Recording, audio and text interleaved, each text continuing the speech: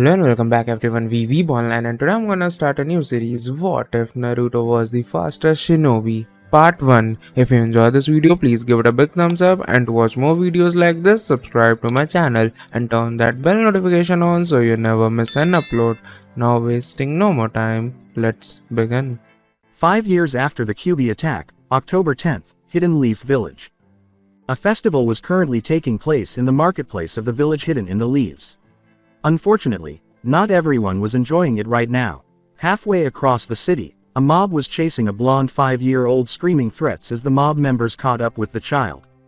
Why are they doing this? What have I ever done with them? The blonde thought as he continued to run. As the crowd drew closer, a shinobi threw a kunai at the blonde barley, but the child stumbled on a piece of loose pavement. They are trying to kill me, the blonde thought with wide eyes. As he thought this, something inside his body unlocked, and he suddenly felt as if he could move much faster than he was. The blonde didn't care where the feeling came from and shot away from the mean adults, leaving a dust trail in their shock. The blonde ran for a while before coming to the village's main gate, where he stopped and began panting, ignoring the guards' shocked looks at seeing someone so young running so fast. The boy, hunched over with his hands on his knees, thought, I don't know what just happened, but I'm glad it did. Just as he finished the thought, the blonde's eyes rolled upwards, and he collapsed. As he fell, one of the guards rushed over and grabbed the boy. Turning to his partner, he said, I'm taking him to the Hokage. After receiving a nod from the other, he placed the blonde on his back and began roof hopping to a tower in the distance. Naruto's mindscape. Naruto awoke in the middle of an intersection in a sewer. Looking around, he thought, great, they still caught me and dumped my body in a sewer when they were finished. Now, how can I get out of here? That's when Naruto heard a sound. It wasn't a dripping sound like you'd expect in a sewer, though there was some. No, it made more of a whooshing sound. If Naruto had to describe it, he would say it sounded like giants breathing. Naruto looked down the hall where the breathing sound appeared to be coming from and shrugged. Might as well go check it out. I've got nothing better to do down here, Naruto said to himself as he began walking down the corridor. A short time later, the hall opened into a massive room with bars at each end forming a pair of truly massive doors. As he walked towards the door, a voice called out, stopping him in his tracks. So my jailer finally decides to come see me. Naruto shivered when he heard the voice. Don't ask him how, but he believed the voice would scare the crap out of anyone who heard it. A loud growling sound filled the chamber before the voice spoke again. Child, come closer. Naruto shook his head and said, no offense, whoever you are, but I am not sure I want to. There was a loud roar before what could only be described as large claws appeared between the bars, slamming on the ground about 10 feet in front of the terrified blonde who had collapsed on his buttocks with a shout. More growling rang out as the claws withdrew, and Naruto heard, curse this seal. If it weren't for that damnable piece of paper, I would devour you. Hearing that he was safe, but unsure how a piece of paper could keep something with such large claws at bay, the blonde stood up and asked, who are you? He responded with a dark chuckle before the blonde noticed a shape emerge from the darkness. Naruto's eyes widened when he noticed 9 tails waving in the air. Falling back onto his buttocks, he began chanting, I'm dead, I'm dead, I'm dead, I'm so dead. The revealed fox roared again, saying, shut up, insect. You're not dead, so stop your useless blabbering. Naruto shook his head, I've got to be dead. The 4th killed you. Foolish mortal, no mere mortal could ever kill me. The only thing that pitiful human could do was seal me inside, you pathetic brat. But mark my words, as soon as I can, I'm getting out of this rotten cage, and on my way out I'll devour you. Naruto's face changed from fearful to confused.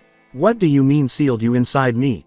The fox chuckled darkly and said, tell me, Kit, have you ever wondered why everyone in that godforsaken village hates you? Naruto nodded as the fox explained, that's because that mortal you call the 4th sealed me inside you. You aren't dead, this is your mind. The blonde's eyes widened as he attempted to process what he was hearing.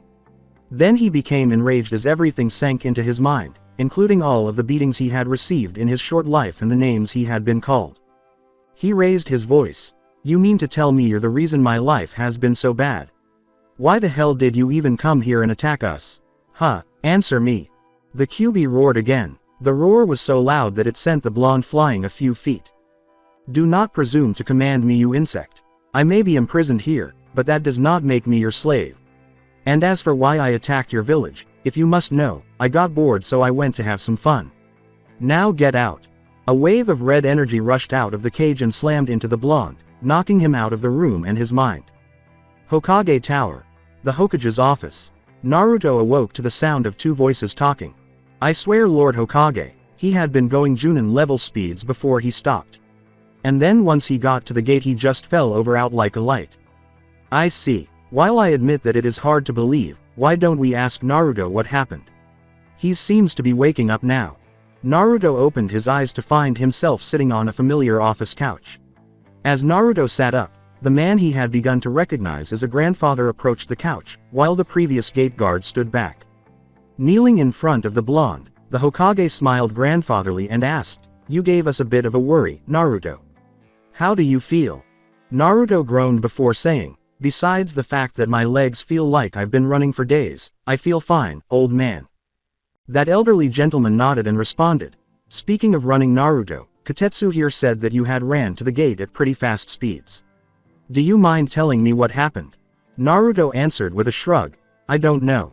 One moment I'm running for my life from another mob, the next a kunai nearly hits me and I felt like I could run faster than anyone in the village.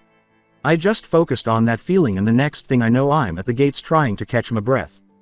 Sarutobi raised an eyebrow and wondered, did he unlock his bloodline? I thought that wasn't supposed to happen until he turned 16. It must have been because of the kunai thrown at him. The old man's thoughts were interrupted by a hesitant voice saying, "Old man." The Hokage looked at Naruto, who appeared to be unsure whether he should continue speaking. "Yes, Naruto. Was there something else you need to tell me?" Naruto nodded slowly and said in an unsure voice, "Well, after I got to the gate, I passed out and woke up in some kind of a sewer. I ended up meeting the Kyuubi." Naruto frowned as Sarutobi and Kotetsu's eyes widened before continuing, "At least I think I did. That was one hell of a dream if I didn't. It said something about being sealed inside me and us being in my mind at the time." Sarutobi sighed, feeling a headache the size of the Hokage monument coming on. He was rubbing his nose on the bridge. "Kotetsu, you are dismissed. I don't believe I have to tell you to keep what you have heard in this office to yourself.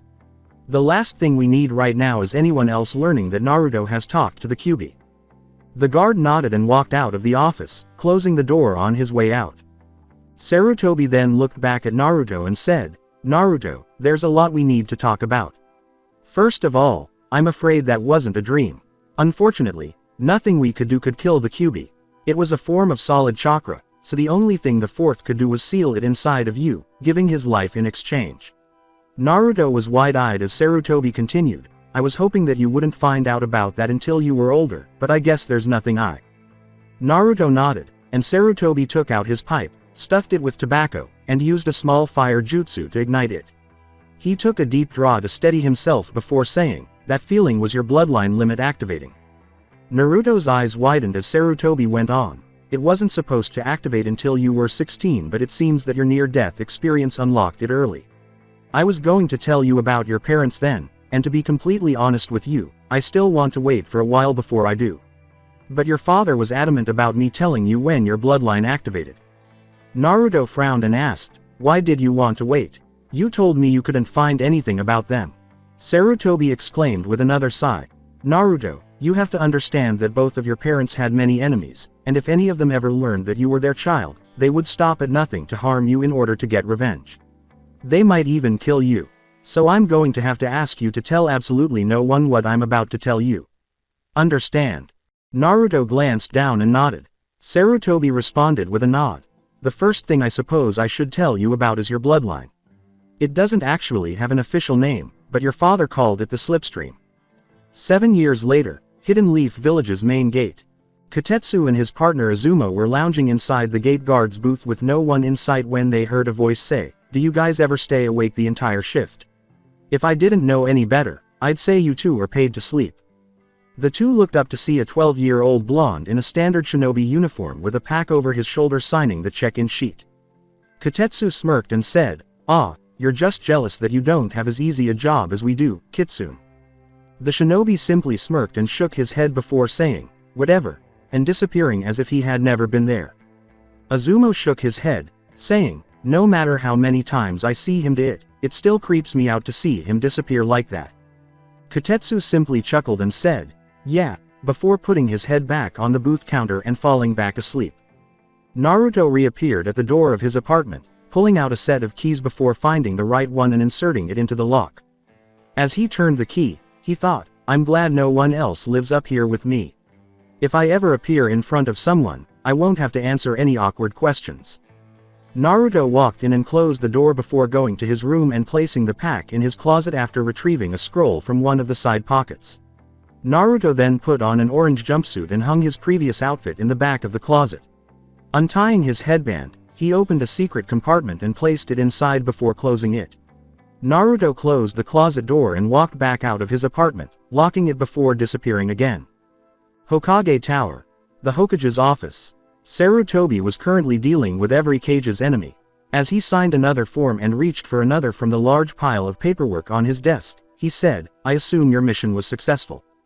Naruto nodded as he stood in front of the desk, yes sir. No problems eliminating the bandits. Overall, it was a smooth in and out operation.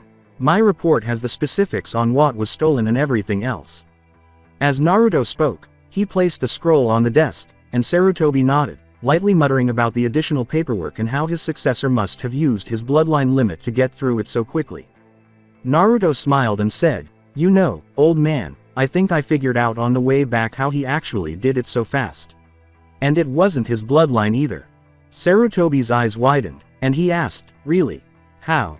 Naruto simply made a cross with his hands, and Sarutobi's eyes widened before he began banging his head on his desk, exclaiming, stupid, stupid, stupid. The office door opened, and Sarutobi's secretary poked her head in, asking, sir, is everything all right? Naruto turned around as Sarutobi raised his head, now with a red mark on his forehead, and said, yeah, Mrs. Reynas, everything's fine. The old man just realized something he should have figured out a long time ago. Mrs. Reynas nodded, not questioning how Naruto had gotten in without her noticing after she stopped trying to catch the blonde years ago. She smiled and closed the door again, returning to her desk. Hiruzen shook his head to clear his mind of the cobwebs he had created and resolved to move on to more pressing matters. So you believe that Mizuki will finally take the bait this year? Naruto turned back around to face his leader and nodded, saying, he's getting pretty impatient, but he seems willing to wait until after graduation. He probably feels that since it'll be 3 times this year, I'll be desperate enough not to ask too many questions. Tell you what, though, if he doesn't go for it this time, I say just send him to Ibiki regardless. I don't think I could take another year in there. I can't tell you. Sarutobi responded with a nod. I know it's been hard for you, Naruto. But look on the bright side. We do this right and you most likely won't have to deal with young Sasuke or any of your other classmates for a long time. Naruto replied with another nod. Yeah, I'm going to miss Hinata though. She was the only one who was actually nice to me. Tell you one thing though, I'll be glad when I no longer have to act like I'm head over heels in love with Haruno.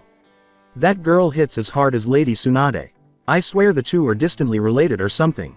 Well, see you later, old man. As Naruto was about to leave the office the usual way now that the important stuff had been discussed, Sarutobi said, actually Naruto, I have another mission that I think you might enjoy doing for me.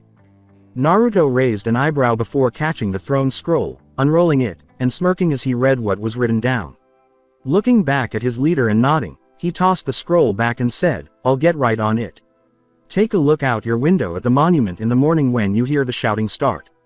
Sarutobi nodded and stated, I'm looking forward to it. The next morning, Sarutobi heard, hey guys. Look at this. He turned around in his seat just in time to catch the genjutsu that was falling over the Hokage monument, and the old man fell out of his seat laughing as he saw what Naruto had done to get everyone's attention for his mission. The fort's head had 2 fingers painted next to it in the victory sign, as well as its tongue sticking out, while the other Hokages were depicted looking up, as if shaking their heads in frustration. The words, the Hidden Leaf's #1 prankster strikes again, were painted over the heads. Naruto patted himself on the back before hearing, Uzumaki. Naruto looked to the side and saw a team of 4 Anbu approaching him. He mock-paled before grinning like a madman and running over to the edge of the monument, shooting down the side with the Anbu right on his heels. What followed was a wild chase in which Naruto led not only the first team but also 5 other Anbu teams through the city, the blonde laughing the entire time. It wasn't long before almost every Anbu was attempting to catch him. 3 hours later, he dropped into an alley and smiled before vanishing and reappearing in the Hokage's office. Smirking at the elderly man who looked over at him, he asked, "How was that for testing Anbu patrols, old man?" Sarutobi smirked and said, "I would say that was well done, Naruto. Now I think you should go to class. Don't you agree, Iruka?" Naruto had not noticed Iruka standing inside the office until he heard, "Lord Hokage, you actually told him to do that." Naruto turned around to face his fellow Leaf Shinobi and said, "Yeah, do you really think I would pull such a big prank if I didn't have the old man's permission? What do you think I am, an academy student? That reminds me." Naruto went over to the window and ran through a few hand signs. 5 seconds later, one-use seals on the monument Naruto had placed last night activated, causing the paint to evaporate, leaving the monument completely paint-free. Iruka shook his head at the undercover Junin, thinking, "I'm too old for this." As the two were leaving the Hokage's office, one of the Anbu pursuing Naruto entered the room. The Anbu was about to grab the blonde when the Hokage coughed and tossed the scroll he had shown Naruto to him. Reading the scroll, the Anbu slumped, and Sarutobi said, "I expect some improvements from this captain. We don't want an enemy shinobi to be able to move around so easily." The Anbu nodded before bowing and leaving the room. Iruka and Naruto followed him as they returned to the academy. As they exited the tower, Iruka said, "I still can't believe the Hokage assigned you a mission like that, Naruto." Naruto simply shrugged and said, "Me neither. But hey, I'm not complaining." Iruka giggled and responded, "I doubt you ever would. You do realize, however, that you won't be able to do any more pranks in a few days, right?" Naruto sighed and said, "Don't remind me. I'm going to miss being able to let some steam out with pranks." The rest of the journey to the academy was relatively uneventful after that. As they entered the building, they made a quick stop to get some rope from the supply storage room, and Iruka tied Naruto to keep up the pretense. 5 minutes later, Naruto was sitting on the ground in front of his classmates, while Iruka lectured him, much to the students' amusement. When he was finished, he turned to the class and announced, "Now, since Naruto decided that class was not important enough to actually attend, we're going to have a pop quiz on the Henjutsu." The students let out a collective groan, as Naruto and Iruka mentally smirked at their discomfort. As Iruka untied Naruto and he joined the line, Shikamaru, who was next to him, looked at him and said, This is such a drag. Why do we have to have a quiz because you didn't come on time?" Naruto raised an eyebrow but said nothing. Meanwhile, the students performed the jutsu, and all of them passed with only a few mistakes. When it was Naruto's turn, he stepped up. Iruka looked up from his clipboard, where he was marking the scores, and said, "All right, Naruto, it's your turn." Naruto nodded and raised his hands. He considered pulling a prank on his fellow shinobi, but decided to give Iruka a break now that his undercover mission was nearing its end. So, shrugging to himself, he made the necessary hand signs before being enveloped in smoke. As it died down, a perfect copy of Iruka appeared in front of the teacher. Iruka nodded and marked Naruto's transformation on his board before returning to his place in line. After the test was completed, Iruka placed his clipboard on his workspace and commented, "All right, class.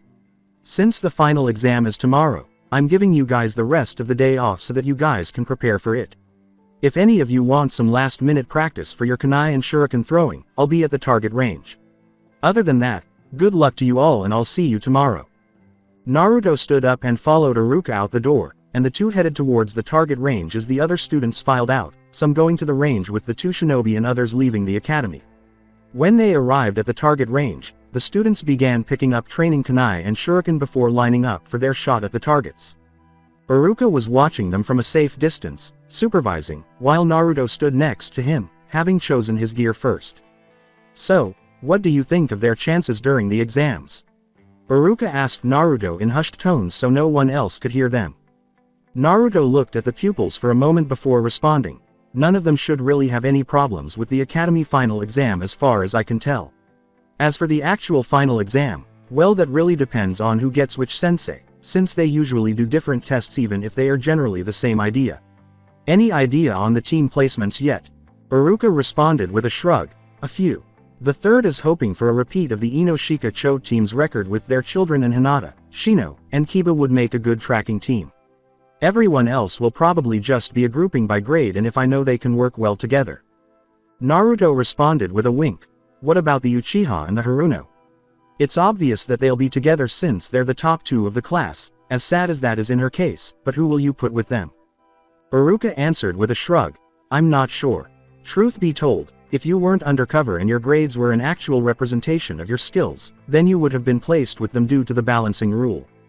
Naruto made a face and said, thank God they're not then. I don't think I could stand being on their team. Iruka nodded and added, the Hokage said he'd handle it, so we'll have to see. Naruto nodded before walking over to the line of students and taking his turn, making sure to miss every now and then. Scene change. Ninja Academy day of final exam. Naruto was currently napping on his desk while the students took their ninjutsu tests. When his name was finally called, Naruto entered the room where Iruka and Mizuki were. When he saw Mizuki, he mentally sneered and thought, if this guy doesn't take the bait, I'm going to bust his ass to Ibiki. Genjutsu on my written. Chakra strings diverting my kunai enough to barely hit targets, and whatever he tries in here is more than enough to prove he's a traitor in my eyes. Iruka had had similar thoughts about his ex-friend since he saw the genjutsu when Naruto submitted his test. Shaking his head, he said, okay, Naruto, all you have to do is make 3 clones and you will graduate. Naruto nodded and pretended to concentrate before making the necessary hand signs. Just as Naruto was about to overload the jutsu, he felt a slight genjutsu come over him, disrupting it even further. Naruto mentally shrugged and let loose with the fire hose, which was his chakra anyway.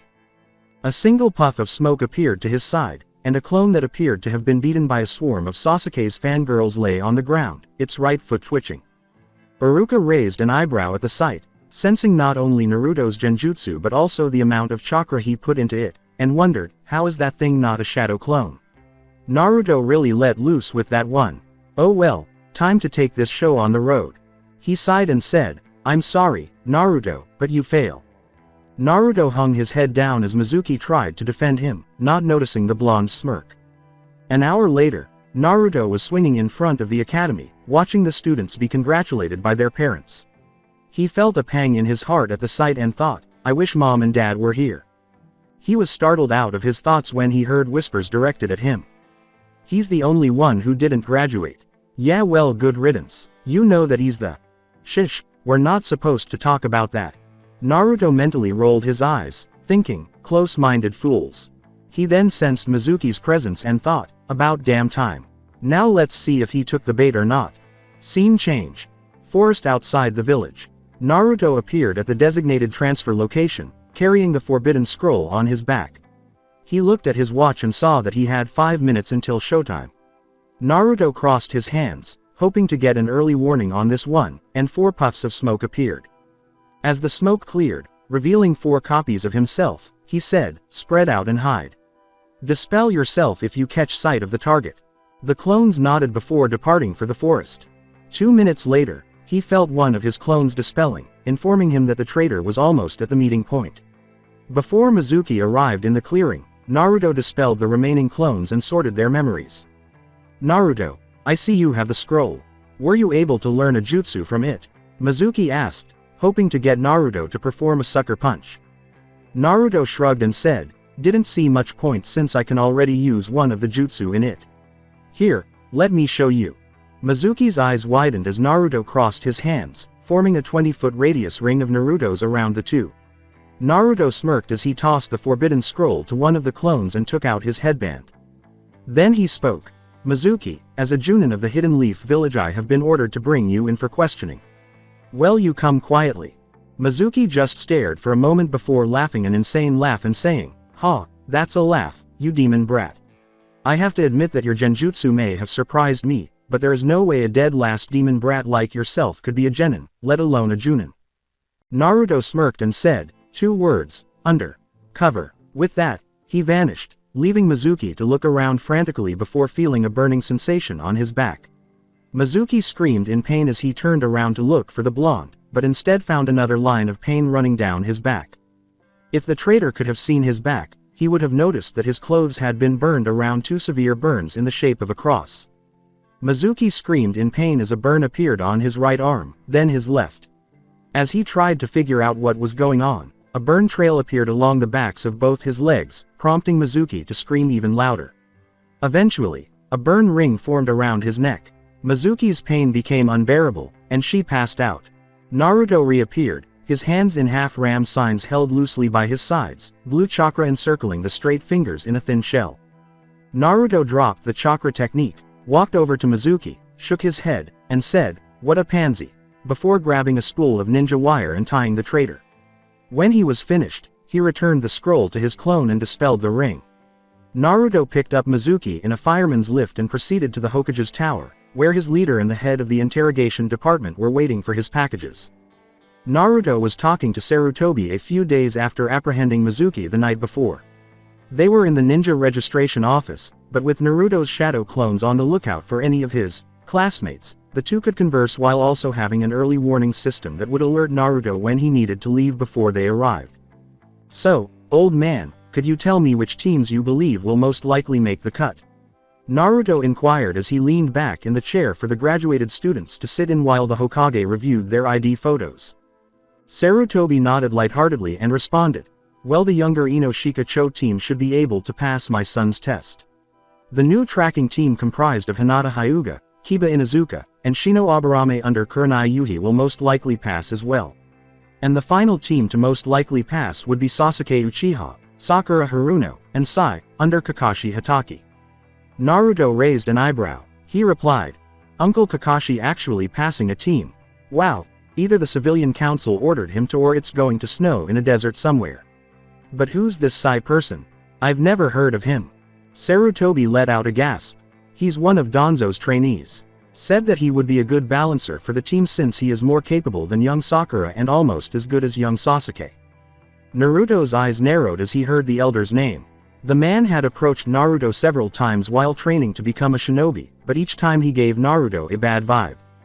One of Naruto's clones suddenly vanished, informing him that a small child was approaching the office with a shuriken in his hand. Frowning at the unusual sight, he approached the elderly man and signed what his clone had seen for him.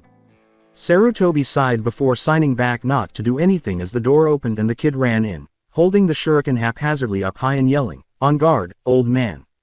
Today is the day I finally defeat you. Ah."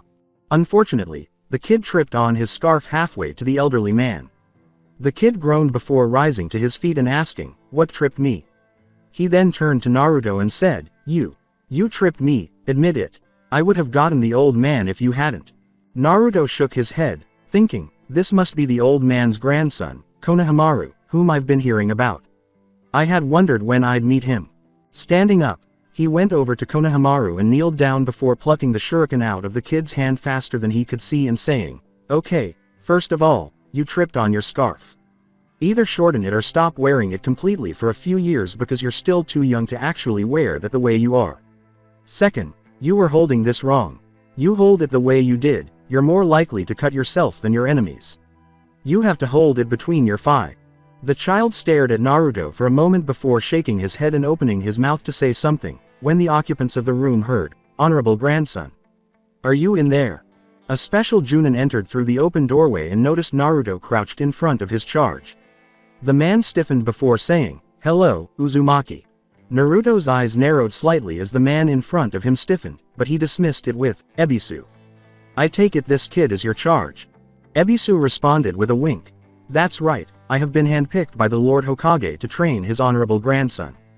Naruto shook his head. Why does everyone feel the need to call him that?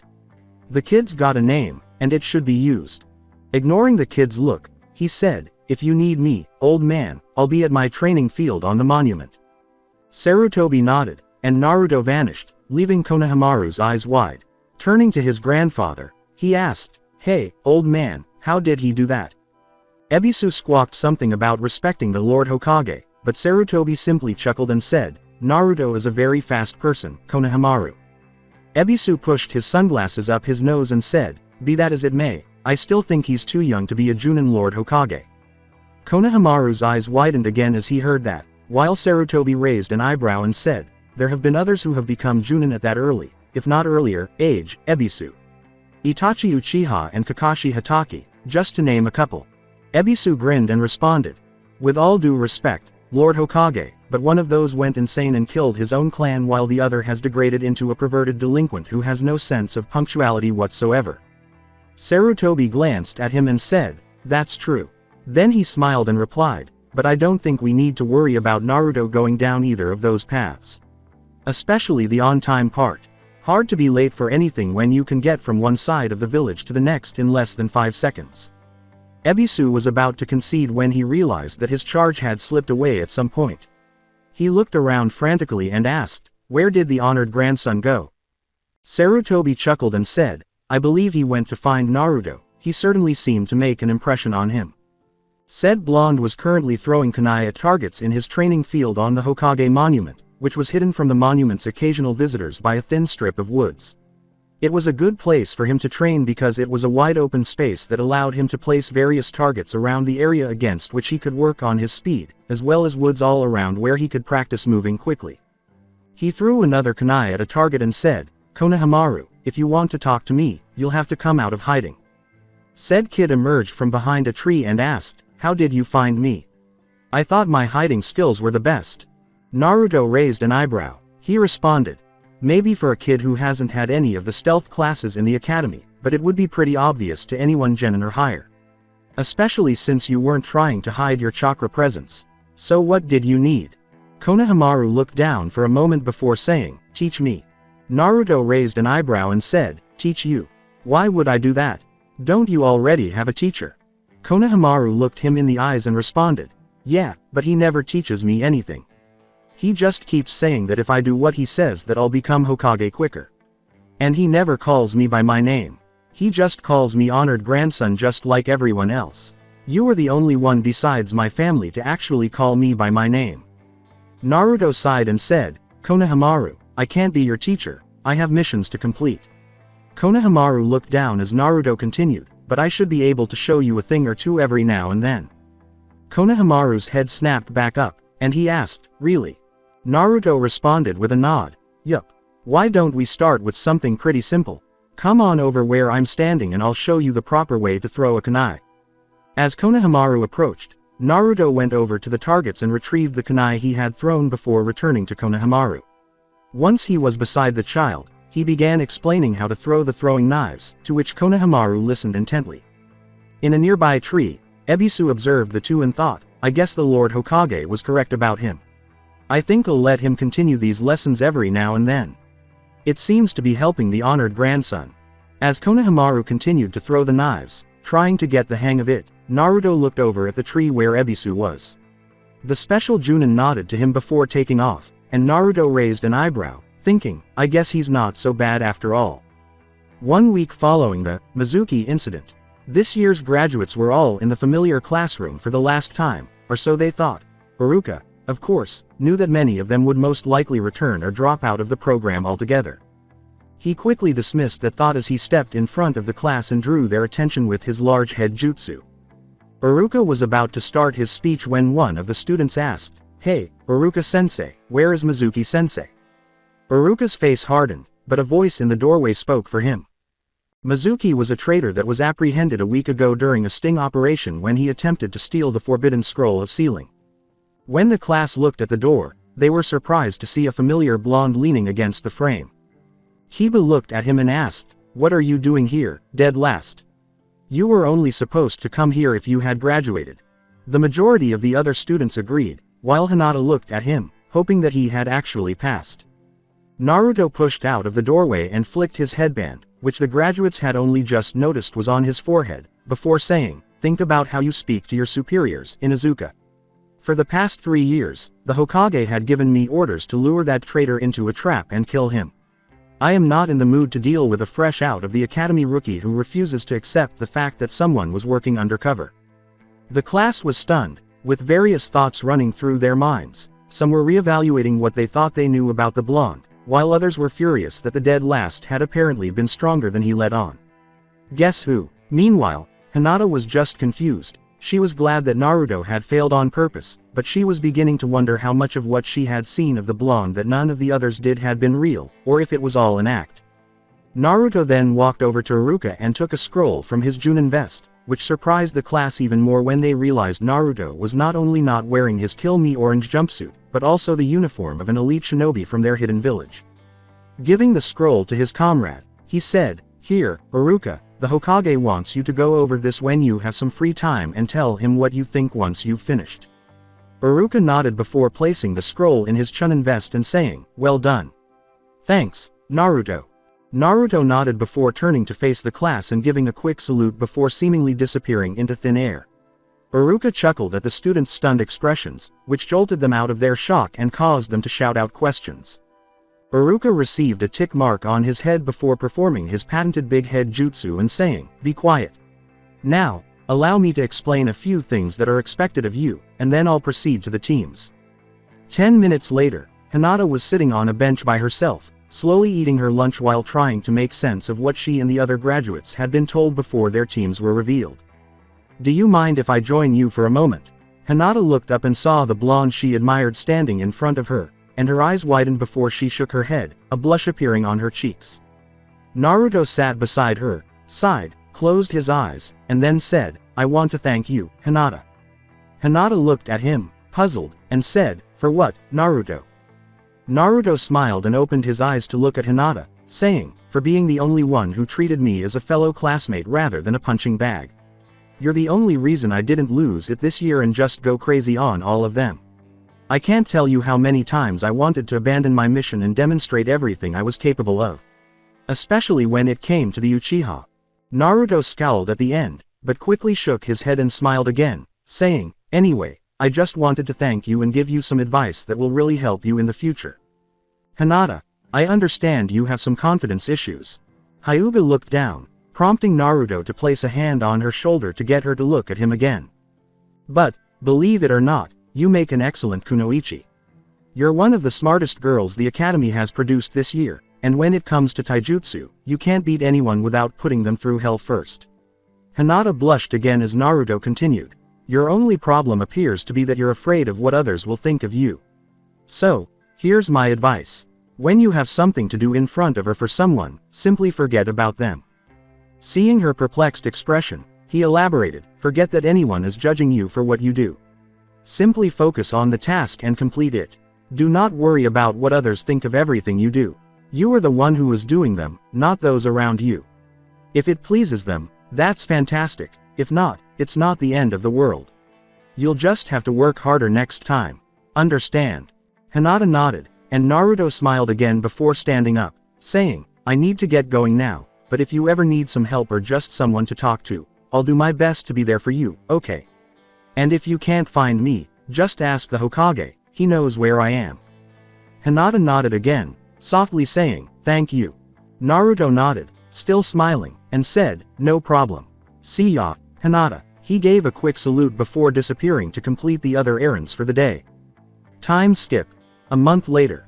Naruto was teaching Konohamaru, Moegi, and Undon the Leaf balancing trick in his training field on the Hokage monument when a hawk circled overhead and cried, causing the three kids to lose focus and look up with Naruto. Naruto whistled, and the hawk landed on his outstretched arm, surprising the three kids. Naruto untied the note from the hawk's leg and sent it back to its roost with a small but quick jerk of his arm, letting it know it could go back. As the hawk flew away, Naruto looked at the note and frowned slightly before putting it in one of his vest's pockets. Turning to the children, he stated, "The old man is calling. It's probably for a mission, so I'll be gone for a while. Continue practicing until you can balance the leaf in your palms for a minute, then move to your fingers and repeat. If you finish that before I return, begin adding leaves to each finger." The three kids nodded, and Naruto vanished from sight. Naruto reappeared in the Hokage's office, coming to attention and saying, "You summoned me, sir." Sarutobi nodded and explained, Team 7 was recently assigned an escort mission for a bridge builder from the Land of Waves. Their mission was to escort the man home and protect him from any bandits who might appear while he was building a bridge. However, the client lied about who would be after him, and the team came across a couple of Chunin-level ninja. Kakashi decided to continue the mission due to what he describes as extreme circumstances. He has requested backup, which I am sending to you. You are to leave immediately. Expect more enemy shinobi, possibly at the Junin rank. Any questions? Naruto shook his head, and Sarutobi tossed him a scroll, which Naruto caught before saluting and returning to his apartment to pack for the trip. Naruto quickly went to the village gate, showed Kotetsu and Izumo his mission scroll, and signed himself out. After that, he focused on his sense of speed and took off. Minato Namikaze's Hiroshin Jutsu is widely regarded as a masterpiece of seals, but this couldn't be further from the truth. The Hiroshin Jutsu was nothing more than Minato using his bloodline.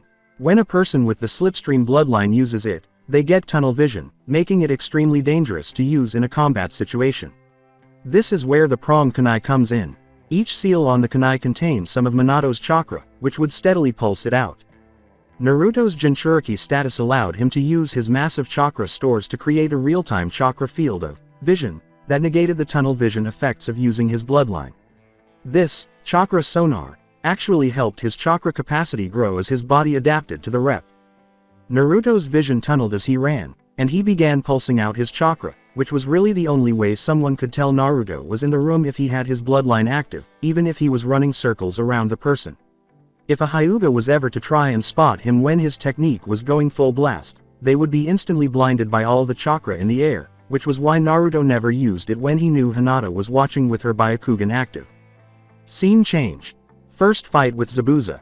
Kakashi was currently trapped in a sphere of water, which Zabuza was holding with his hand. Kakashi looked out at his team, who were doing their best not to wet themselves well, Sasuke and Sakura, and shouted as loudly as he could using the technique at them. "Don't stand there, take the client and go. His water clones cannot stray too far from the original. This fight ended the instant he caught me." But before the trio of genin could say anything, Zabuza yelled and pulled his hand out of the water to look at his arm, which was completely covered in burns from shoulder to wrist. As the water sphere burst apart, Kakashi caught himself from falling completely into the water and looked up just in time to see a knee plant itself into Zabuza's chin. Zabuza shot up and back before hitting the water and bouncing 5 times before sinking. As he watched the missing nin sink, Kakashi heard a voice say, "Uncle Kakashi, how many times do I have to save your bacon from the fire?" Sakura and Sasuke had no idea what had happened. One moment, Kakashi was begging them to take their client and get as far away as possible. The next, Zabuza let the technique he trapped Kakashi in drop for some unknown reason and then is sent flying by a familiar blonde who just appeared out of nowhere. Sai was the only one who had any idea where Naruto came from and how he had come to be there. After all, he had been. Meanwhile, Kakashi was getting to his feet when Naruto looked over to the side and asked, "Are you okay, Uncle Kakashi?" Kakashi nodded, but before he could say anything, a water dragon appeared over where Zabuza had sunk and rushed toward the two.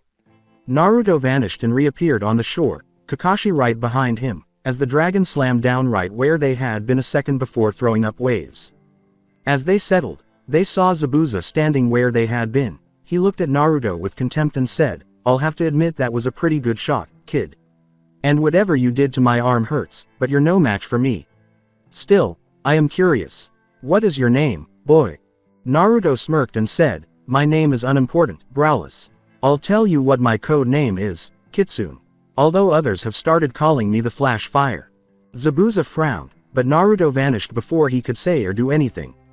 As Zabuza searched for the brat, he noticed a lot of chakra in the air, just like when he used the hidden mist jutsu, but it was 5 times stronger. Back on the shore, the 3 genin felt it as well, and Sakura looked around with wide eyes, thinking, "Is this Naruto? How could he have so much chakra?" Sasuke clenched his fist, thinking, "Is this how much the dead had been hiding? I should have that authority, not him." Sai was simply observing to the best of his abilities. Danzo had always told him and the rest of the Root Anbu that Naruto had the potential to be even better than the 4th, and that they should consider themselves fortunate if they ever saw him in action. Tazuna, meanwhile, was just trying to figure out how a boy no older than his escorts could just disappear like that. Kakashi, on the other hand, was most likely the calmest of everyone as he simply waited for Naruto to make his move. He was ready to be the backup for his sensei's son if he needed it, but he doubted it. Then Naruto's voice echoed throughout the area, reminding the 3 genin and bridge builder of what Zabuza had done moments before. There are 4 kinds of burns. 1st, 2nd, 3rd, and 4th degrees. What burn should I use today? Everyone except Kakashi was looking around, trying to find the blonde and wondering what the hell he was talking about. That all changed when they heard, "Why don't we start with 2nd? Zabuza screamed in agony as a 2nd-degree burn appeared across his chest from right hip to left shoulder, followed by his left arm becoming completely covered in burns, but these were much more painful. The genin could see the large blisters that were already forming from a distance. Zabuza then yelled again and turned around, attempting to hit something behind him, revealing the 5X-shaped burns on his back, one in the center and the other 4 connected with one on each of the 4 lines of the central one. Zabuza roared in pain as his pant legs burned near the back of his knees, revealing even more burns. He then yelled out, "Where the hell are you?" Everyone heard chuckling before Naruto asked, "What's the matter, Zabuza? I thought you were the master of silent killing. Surely you can find one small child without too much trouble, right?" Before Zabuza could say anything, he flew to the side and abruptly switched directions, as if he were a pinball stuck in the bouncer section of an invisible pinball machine. After a minute of this, he was sent flying into a tree trunk. Zabuza screamed in pain as the burns on his back hit the tree trunk, causing the blisters to pop, and Naruto reappeared on a branch to his right. Zabuza looked up at him and asked, "What are you?" Naruto looked down at him, saying, "Your worst nightmare."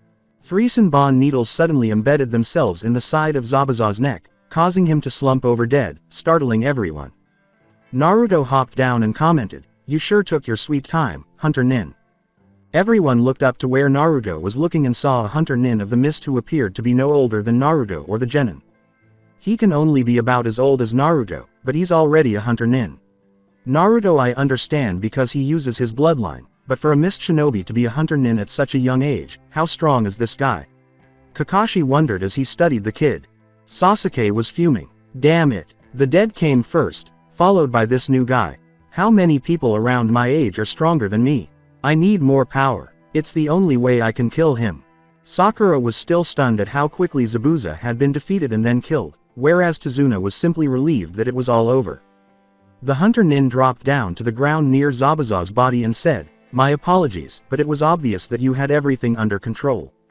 Besides, I'm not sure I would have been able to handle Zabuza if you hadn't worn him down the way you did. Now, if you will excuse me, I must dispose of the body." The Hunter Nin made a hand sign before vanishing with the body in a whirlwind of leaves.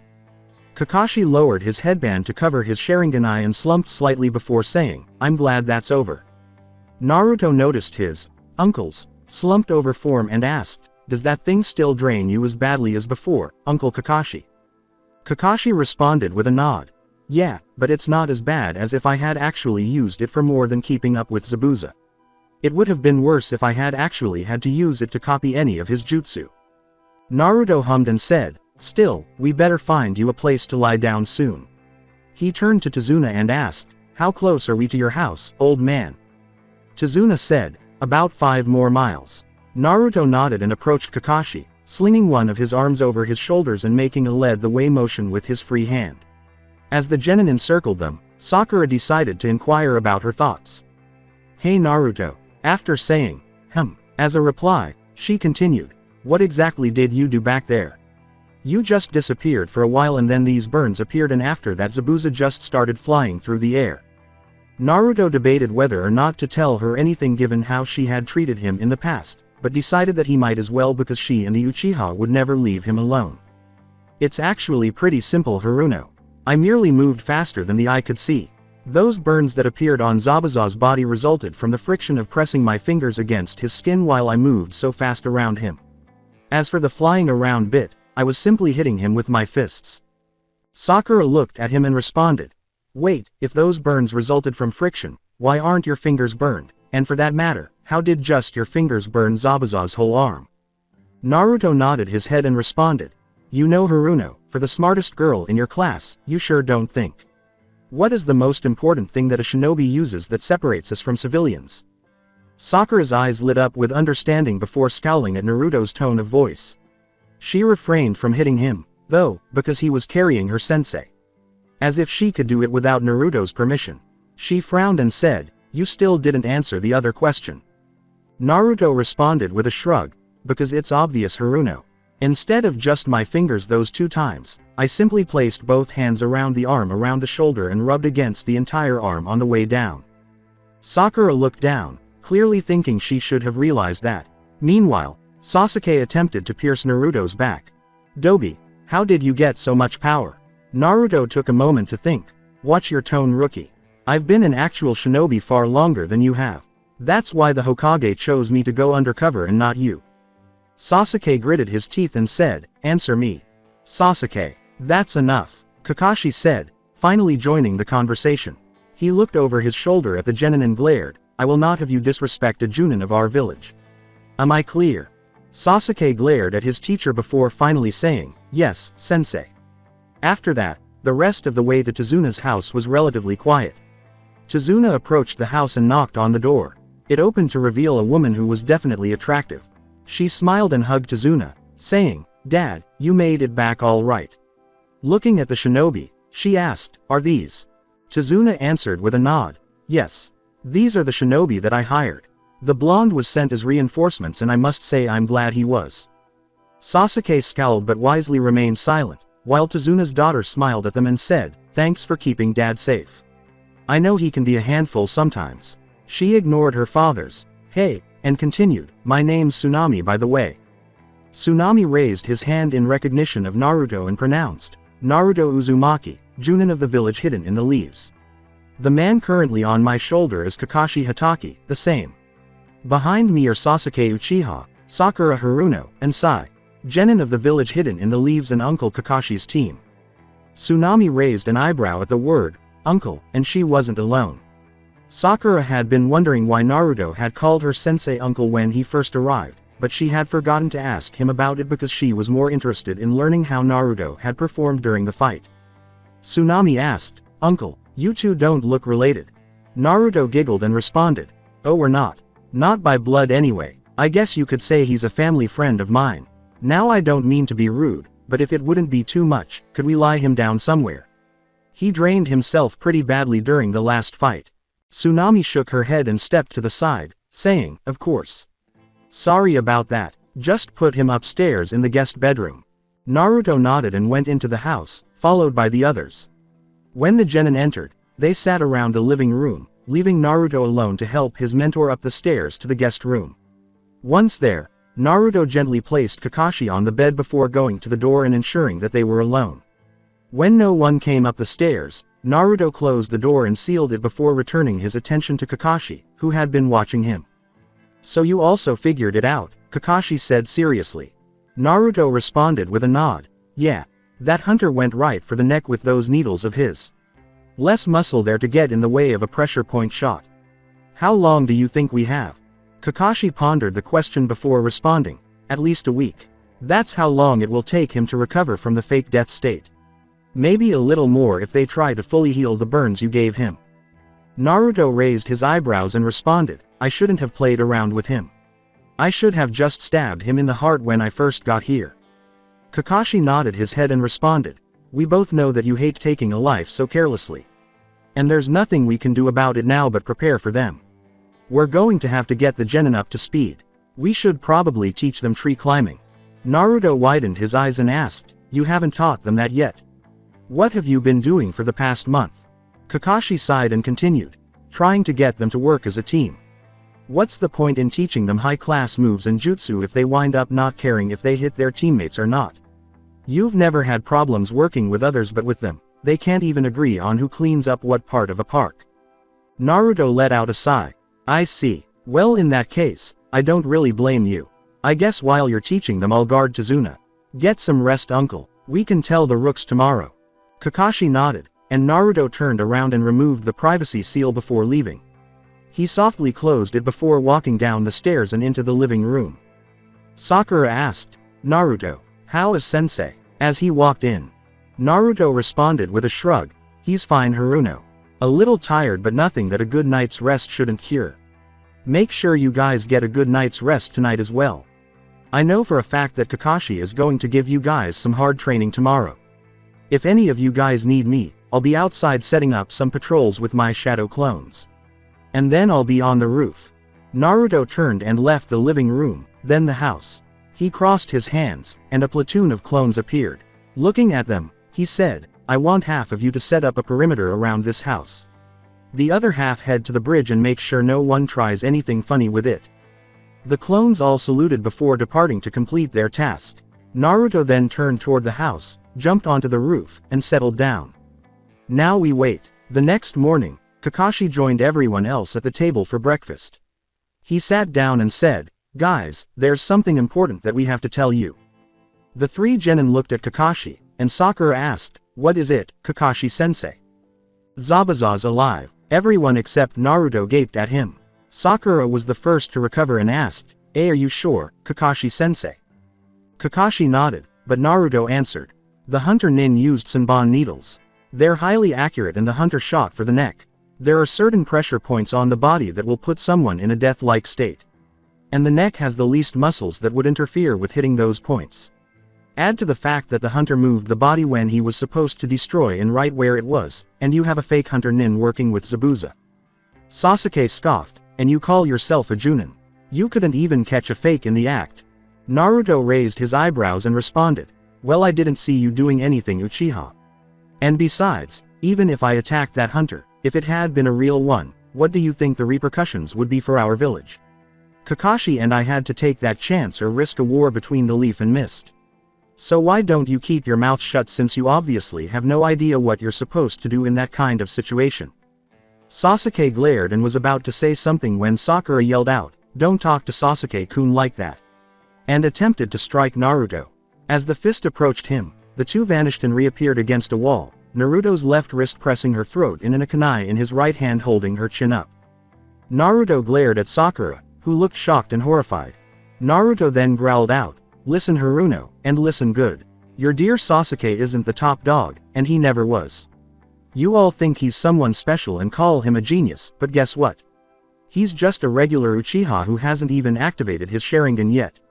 The only Uchiha genius that the Leaf Village produced was his brother Itachi, and he never relied on his Sharingan to copy other people's jutsu like the rest of that band of thieves. And if you ever try. Sakura nodded as much as she could with a kunai under her chin before Naruto released her. Turning around, he saw Sasuke glaring at him and said, the same goes for you, Sasuke. We are no longer in the academy. Get your act together or leave the program. We don't need upstarts like you trying to prove you're better than everyone else. He turned to Tazuna and said, I'll be waiting outside to escort you to the bridge. The old man nodded, and Naruto walked out.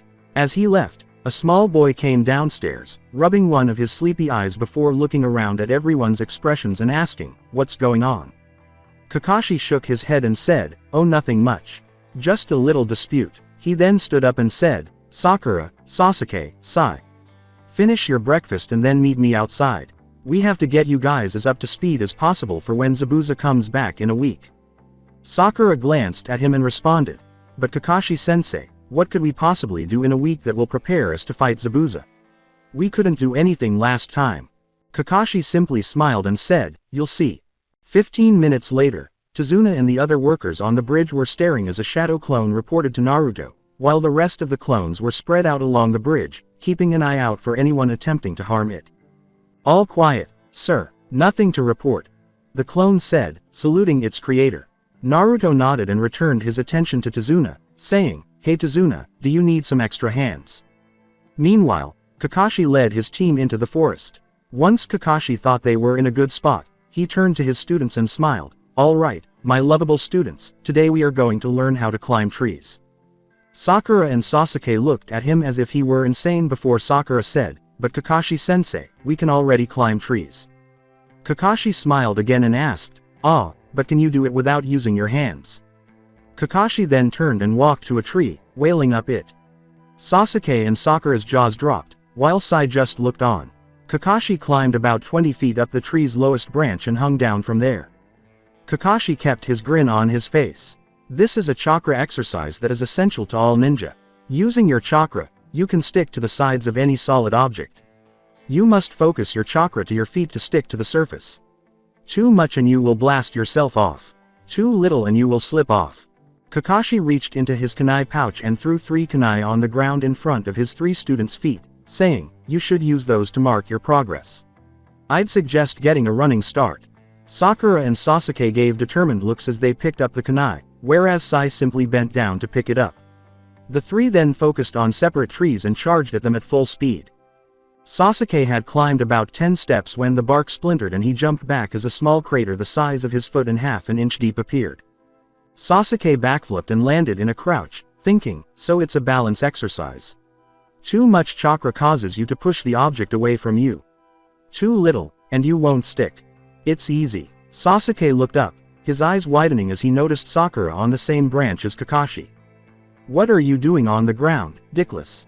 Sasuke's head jerked to the side, and his eyes nearly bugged out when he noticed Sai on his own branch about 10 feet above Sakura's. Sakura's file said she had perfect chakra control, and I imagine Danzo had made sure Sai was as capable as possible. Sakura, meanwhile, was glaring and shouting, "Don't insult Sasuke-kun." So much for the heir of the most powerful clan in the Hidden Leaf Village. "It appears that Sakura and Sai are a bit better at this than you are," Kakashi said, attempting to motivate Sasuke. Sasuke growled as he rushed the tree again. Scene change. Tizuna's bridge 30 minutes later. The bridge was alive with activity as workers worked alongside some of Naruto's clones. Each worker was assisted by a clone who was being taught how to do their job. The general plan was that because clones were only made of chakra, they could continue working while their teachers took a lunch break, allowing them to watch and correct as needed. That way, they could spend an extra hour building the bridge while still leaving at the regular time. Naruto had briefly considered creating more clones when the workers finished for the day in order to carry on for the night, but Tizuna shot the idea down, stating that even if the clones learned how to do everything perfectly, he and the other workers would have to check each section they built, and if any of them were not up to spec, they would simply have to tear them down, which would be a waste of materials. Naruto conceded the point, but added that he would keep those clones around at night to guard the bridge in case Gato decided to blow it up and be done with it. Tizuna paled in response and readily agreed that it was a good idea. That night at dinner, Naruto was sitting next to Tsunami's son Inari when Team 7 arrived with the 3 genin in different states. Sakura came in looking exhausted but otherwise fine. Sai appeared to have only gone for a light jog for about an hour. However, it was Sasuke's appearance that almost made Naruto laugh. He was covered in scuff marks and appeared to be on the verge of collapse. "You guys have fun?" Naruto inquired, raising an eyebrow. Sai didn't say anything, just sat down and started eating, while Sakura groaned in response and followed suit. Sasuke glared at the blonde before following suit, which caused Naruto to chuckle. "What's so funny, Dobi?" Sasuke growled. The expression on Naruto's face immediately widened. "Watch your attitude, rookie. Like I said to Inuzuka, I wasn't in the mood to deal with a rookie that couldn't handle the fact that I was undercover and I'm still not. You're not the greatest thing to grace the earth and you never will be. You aren't even the greatest Uchiha. You're just a second-rate one who hasn't even activated his Sharingan yet." Sasuke roared and lunged at the blonde, only to be caught by Kakashi. "Calm down, Sasuke." "Naruto, I expected more from you," Kakashi said, glaring at Sasuke and then looking at Naruto with disappointment. Naruto responded with a shrug. "What do you want me to say, Uncle Kakashi? The Uchiha needs to learn that he's not as great as he thinks he is. And since there is no real way to sugarcoat it in a way that he would still understand, I simply told him in the most straightforward way possible." Naruto's eyes began to narrow. "And as far as I'm concerned, the Uchiha were all overrated anyway. They were nothing but thieves stealing the hard work of others. The only one who wasn't like that was Itachi. No wonder he went and killed the rest of his clan, he must have gotten sick of all their arrogance." Sasuke roared and struggled to break free from Kakashi's grip, shouting, "You take that back." Naruto stood up and started walking out of the kitchen. "Why would I take back the truth?" he exclaimed as he walked through the door. An hour later, Kakashi looked out the window of his room and saw Naruto staring at the moon. As he sat beside him, he said, "I really wish you wouldn't antagonize my students, Naruto."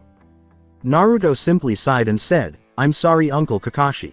Really, I am. But considering what I went through last year, especially at the hands of those two, I find it real hard not to. Haruno, I may change my mind about if she gets her act together, but the Uchiha is a real piece of work that needs to be brought back down to earth. Asking me to be nice to him would be like asking me to move the Hokage monument by myself. It just can't be done. Especially considering what?" Kakashi let out a gasp. "I know where you're coming from, Naruto, you know I do. But they're my responsibility. Just try not to start any more fights, all right?" Naruto nodded and said, "I'll try, Uncle Kakashi. I promise." Kakashi nodded in agreement before returning to his window and saying, "Good night, Naruto. Don't stay up too late." "Yes, mother." Naruto smiled, eliciting a chuckle from his fellow Junin. Scene change. Zabuza's room at Gato's base of operations. Zabuza hissed in pain, then sighed in relief as his tool applied more cream to the burns on his back. Thanks to Gato, Haku was able to obtain quick-acting medication for the burns caused by the blonde. They would leave by the end of the week. As Zabuza considered their next fight, he said, Haku. Yes, Zabuza-sama, I want you to find out anything you can about that blonde brat. And when the time comes, I want you to fight him. You're probably the only one who can keep up with his speed. As you wish, Zabuza-sama. When Naruto and Tazuna left the house the next morning, Kakashi asked Sai to help him guard the bridge because he had mastered the tree climbing exercise. When Naruto asked why he wasn't teaching the boy to walk in the water, Kakashi simply smiled and said, I'll leave that to you. Naruto rolled his eyes and motioned Sai to follow. When the trio reached the bridge, Naruto expelled the clones from the night before and replaced them with a new batch. It wasn't worth giving himself a massive headache by absorbing more than a full day's worth of memories from so many clones at once. Naruto then created 2 additional clones. One to accompany Tazuna, and the other to show Sai how to walk across the water to the bridge. Once everything was in order at the bridge, Naruto vanished, shocking all of the workers. Naruto joined the slipstream and set out to explore the island a little. While he could have sent clones, it was much faster for Naruto to do it himself because he could use his chakra sonar technique without fear of being dispelled when he ran out. First, he wanted to know how his former classmates were doing. Scene change. Team 7's training area. Kakashi suddenly felt a surge of chakra coming from the direction of the unfinished bridge and thought, here he comes. Following that thought, he said, hello Naruto. Naruto smirked from his position next to his fellow Junin and mentor, saying, hey Uncle Kakashi. Just wanted to see how they're doing and tell you that I'm going to look around a bit. Kakashi responded with a nod. I have no problems with that. But if you find Gato's base, don't do anything drastic without telling me first. No telling what would happen if we acted too hastily. And as you can see, they're doing fairly well. This was true. Sasuke had gotten about halfway to the top, while Sakura rested on one of the highest branches. Naruto nodded before saluting Kakashi and taking off again. Naruto had found Gato's base, just as Kakashi predicted. As he studied the base from a high tree branch, debating whether he should go ahead and scout it, he noticed a figure that resembled a boy his age exiting the ramp and entering the woods. Deciding to follow the boy, he descended from the tree and began following him without chakra, utilizing his high Junin stealth. He had a theory about who the boy was, and it would be pointless to tip him off by using chakra if he was correct. Naruto followed the boy to a field where he started picking herbs and considered his options. He could confront the guy now and possibly avoid having to fight both him and Zabuza at the same time later. He could simply leave the boy alone and hope for the best, which Naruto did not want to do. Alternatively, he could try to learn everything he could about the boy. Naruto remembered Kakashi's order. Even though they were both Junin, Kakashi had an advantage on the field because he was a former Anbu captain before leaving and becoming a regular Junin. Naruto decided that his third option was still within the parameters of his order, so he moved around the clearing to make it appear as if he came from the village. Naruto started walking into the clearing once he arrived.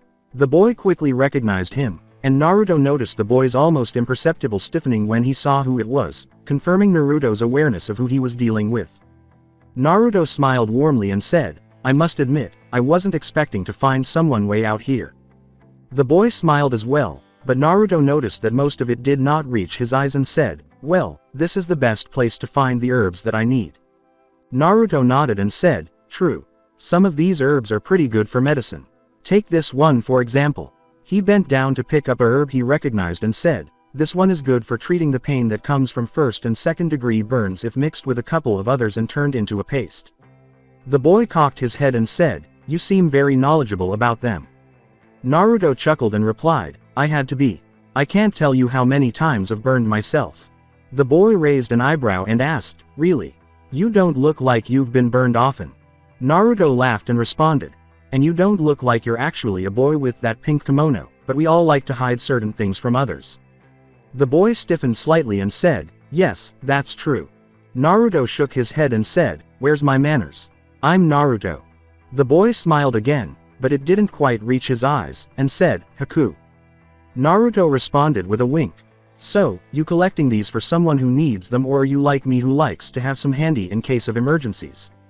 Haku appeared hesitant before saying, these are for a precious person of mine. Naruto, do you have anyone who is precious to you? Naruto cocked his head, trying to figure out where the boy in front of him was coming from, before saying, "Yeah, I've got a few."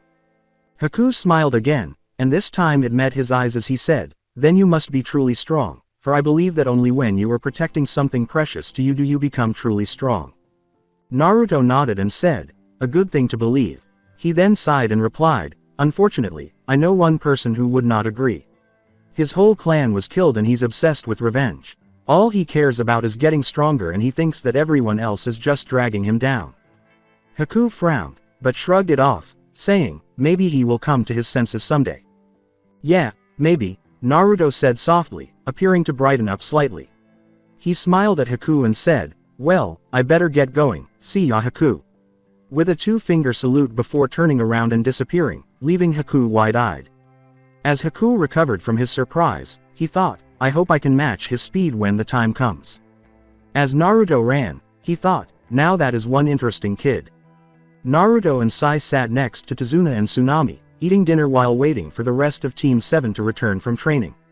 Inari sat across from the two nin, glaring at them while eating. Hearing the door open, Naruto sent a small chakra pulse that only a sensor could detect if they weren't right next to the blonde. Sai raised an eyebrow as Naruto returned to eating, unconcerned about who was coming in. Sai understood why as Kakashi walked in, followed by a slightly exhausted Sakura and a moderately tired Sasuke. As the trio sat down, Kakashi turned to Naruto and asked, "So, how did Sai do?" With a shrug, Naruto replied, "About as well as can be expected. He got the concept almost instantly, but as we both know, it takes more than that when it comes to walking on any kind of liquid." Kakashi gave a nod and said, "He was able to stand after about half an hour, but it took him a bit longer to learn how to walk around a bit without sinking. He still can't do it while fighting though, so we'll have to work on that tomorrow." Kakashi nodded before he started eating. Naruto raised an eyebrow at the other two genin and asked, "And how are you both doing?" Sasuke looked at him with a scowl. "I pretty much have it completely mastered. Right now Kakashi-sensei has me running up and down as many times as I can to build up my chakra reserves. And Sasuke-kun is a little over 3/4 of the way to the top." Naruto nodded as Sasuke glared at Sakura for telling the blonde that he had yet to reach the top. "Why do you even bother?" Inari asked, glaring at everyone. "Come again?" Naruto asked, taking another bite and swallowing before looking at Inari with curiosity. "I said why do you even bother? It's not like it will help you when Gato comes to kill you all. You're just wasting your time. Gato is invincible and nothing you do will stop him. You don't even know anything about us or this village and yet you come prancing in so happy and carefree, not knowing anything about pain, and you make me sick." "Inari," Tsunami exclaimed sternly, but a raised hand from Kakashi and Naruto stopped her from berating her child. Naruto questioned Kakashi, who nodded in response to the unspoken question. Naruto then returned to Inari with the words, "Inari, don't talk about what you don't know as if you do. You say we don't know anything about what pain is, but in reality, compared to some of us at this table, you don't even know the meaning of the word." Inari glared, but Naruto kept going before he could say anything. "Let me guess. You probably lost someone to Gato, right? Most likely your father or someone who was like one to you, since it's only you, your mother, and your grandfather living here, and that picture on the wall looks like a person has been ripped out of it. Well, let me tell you something, you only lost one person, but Uncle Kakashi lost not only his father, but his two teammates and his teacher as well. The Uchiha kid here lost his entire clan in one night. And I've had it even worse. I've seen the dark side of humanity, and let me tell you, it is not pretty. I grew up an orphan the day I was born. From day one I was on my own because almost my entire village sees me as worse than an outcast, and let me tell you, it was not easy. The orphanage threw me out when I was around 3, and I've had to live about 2.5 years on the streets wondering if I will be able to find my next meal in time. I've had to avoid mobs who wanted to beat me into an inch of my life over as long a period of time as they could before finally finishing me off. Store owners spit in my face and throw me out of their stores almost constantly. And those who do sell to me usually overcharge me or sell me shoddy goods. I can't even make any friends of my own age because parents would always tell their kids that I was either a bad person or even a monster. Some would even beat me if I even tried to speak to their kids. You think you got it bad? You have no idea how truly blessed you are to live like you do. You at least still have your mother and grandfather. So don't say that I don't know what pain is, because in my eyes you're just a little kid who can't handle the real world. People die, Inari. It's a fact of life that none of us can escape. Yeah, you lost someone when he was killed by Gato, but you aren't the first person to lose someone, and you sure as hell won't be the last. It's not the pain that we face in our lives that define us, but how we handle it. There are those like you who throw themselves pity parties all their lives doing nothing about it. And then there are those like your grandfather who feels the pain but still goes on doing his absolute best to make a difference. Think about that and then ask yourself this. Do you want to continue doing nothing as the pain constantly builds on itself, or do you want to do your absolute best to make sure nothing like the event happens again? Will you stand up in the night and stand firm, or will you let the darkness consume you? Only you can make that choice, Inari, and there will come a time when you must choose. And that choice will have an impact so large on your life that you will only be able to tell how much it did years from the event. Everyone but Kakashi stared at him as he stood up and walked out of the house. As the door to the house closed, Tazuna turned to Kakashi and said, "If I hadn't looked at him as he said that, I would have assumed an adult was speaking." Kakashi sighed and nodded, saying, "He's had to grow up faster than anyone else in his generation." Was he telling the truth? Did he really have it so bad? Tsunami asked, wiping away the tears that had formed during Naruto's brief speech. Worse, Kakashi said before turning to Inari and saying, "Naruto is right, Inari. Everyone feels pain at some point in their lives, but how you deal with it shows what kind of person you really are." Kakashi then stood up and climbed the stairs to the room he shared with the other males. Sakura and Sasuke pondered what Naruto told them, as they had no idea how difficult his life had been.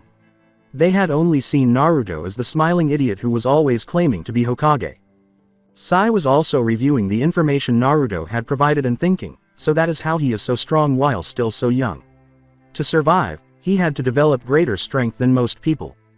Danzo-sama was correct, he is not to be underestimated. Scene change. Forest clearing. Shadow clone jutsu. As the call went out, clones appeared in bursts of smoke, with the original standing in front of them. "All right, listen up. I want all but 5 of you to work on moving through this forest as fast as you can without using our sonar technique. We're good up to low Junin speeds, so let's see if we can't reach mid-Junin by morning. Remember to create and dispel every hour and a half. Understood? Hi, get to it." The majority of the clones fled, leaving only 5 clones at the front of the group. Naruto grinned as he looked at them, reaching into his kunai pouch with both hands and saying, "Well, shall we begin?" The 5 clones gave predatory grins as they reached for their kunai pouches.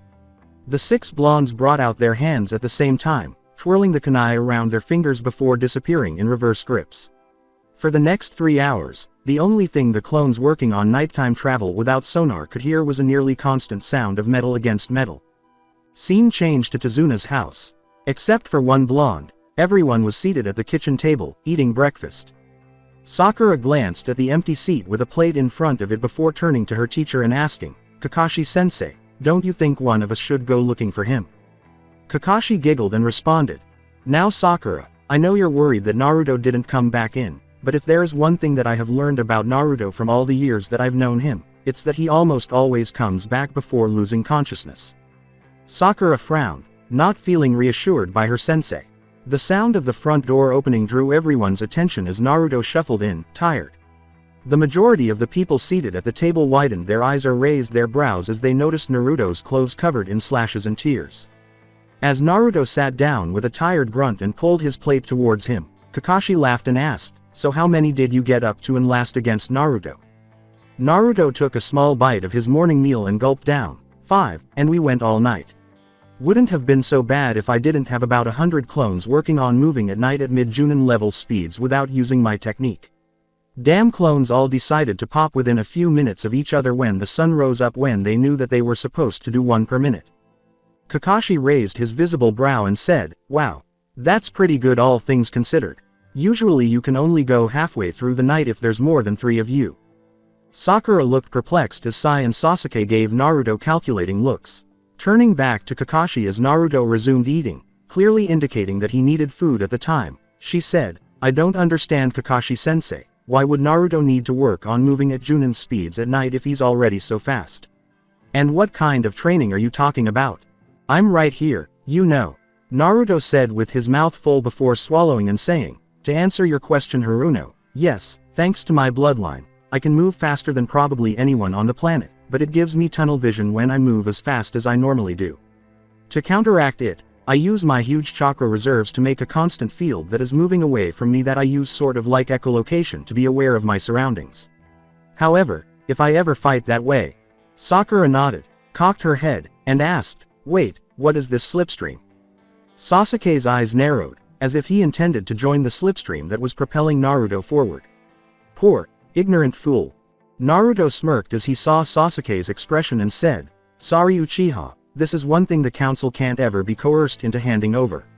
Looking back to Sakura, who was beginning to glare at Naruto for the statement, he said, "The slipstream is the name my father gave our bloodline because it doesn't have an official name.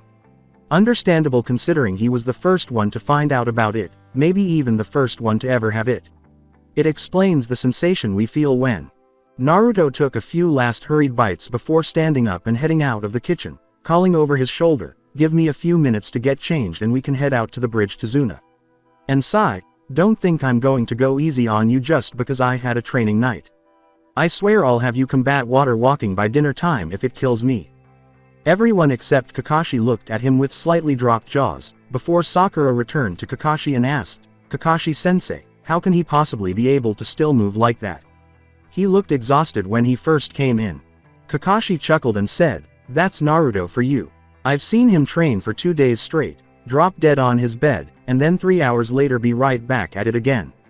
He has chakra reserves that could make any Kage envy him and the stamina to match. He's going to make whoever he marries one happy woman in bed." Kakashi thought to himself, giggling perversely, drawing strange looks from everyone else that he waved away. Everyone's attention was drawn to the stairs when they heard a shout from upstairs. "Oi Uncle Kakashi, you aren't reading that crap you call literature in front of Inari, are you? You know he's only 10, right?" Kakashi's sweat dropped as he rubbed the back of his head, and Inari looked at him in surprise before saying, "Of course not. Why would you think that?" "Because I know you." Naruto deadpanned as he walked down the stairs, over to the group, and sat back down to finish his meal. Kakashi teleported to the nearest corner, his back to the others and a storm cloud above his head. "He used to admire me. Where did that lovable kid who wanted to do everything like me go?" Kakashi inquired, anime tears falling into a puddle. Naruto and the others' sweat dripped before he said, "He ran away screaming when you showed him those books of yours." The miniature storm cloud grew larger, and Kakashi said, "I was only trying to show you the greatness that was your godfather's work." Naruto snorted as he took a bite of his meal and said, "That's not greatness, that's a sad man's attempt to show the world his perverted fantasies and a release to all men for their frustrations at never having their bedroom fantasies come true." Everyone else's sweat drops grew larger before Kakashi appeared beside Naruto and screamed in his ear, "Sacrilege! You take that back, you heathen!"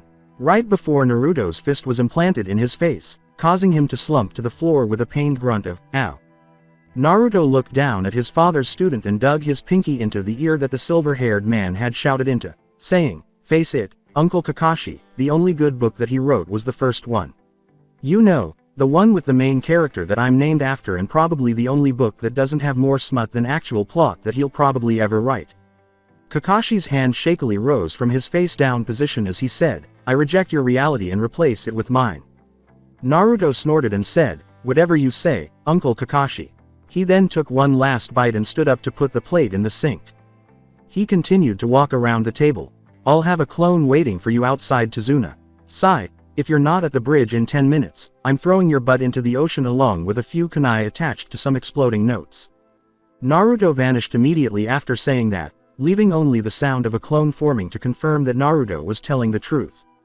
Tazuna shook his head and said, "That kid is really something else." He took one last sip of his coffee before standing up and saying, "Come on kid, we better get going." Sai simply nodded and stood up, and the two walked out of the house, joined by Naruto's clone. Scene change. Tazuna's bridge. Naruto reappeared to see what he found amusing. Most of Naruto's clones, who had been on guard duty the night before, were standing in a line across the bridge's entrance, with Tazuna's workers watching anxiously behind them and a group of thugs in front. The alleged spokesperson and thugs' leader appeared as red as a boiled lobster, while the majority of the clones smiled. The clone directly opposite the leader was brushing his nails against his shirt, looking for dirt. The thug's leader glared at the clone as he did this, saying, "Now you listen here, brat. I don't care if the original you is here or not. Now step aside and let us through." And why would he do that when it's his job to keep people who are obviously not here to work on the bridge off of it? Naruto inquired as he vanished and reappeared in front of his clones, surprising the man. The man and the other thugs quickly recovered from their shock, and he asked, "Are you the original?" Naruto scoffed at him and said, "No, I'm a water clone sent to shift the shadow clone guard, you moron." The bridge workers all laughed because Naruto had explained the differences between the clones he used and the other types of clones that ninjas commonly used. The thug's face turned even redder if that was possible, and he took a step as he said, "You will let us pass right now or else." He was unable to move any further as Naruto's fist became lodged in his stomach. Naruto glared up at the man as he folded over the fist before taking a quick step back and kicking the man in the jaw so hard that he flew before colliding with the trunk of a nearby tree, causing large cracks to form from impact.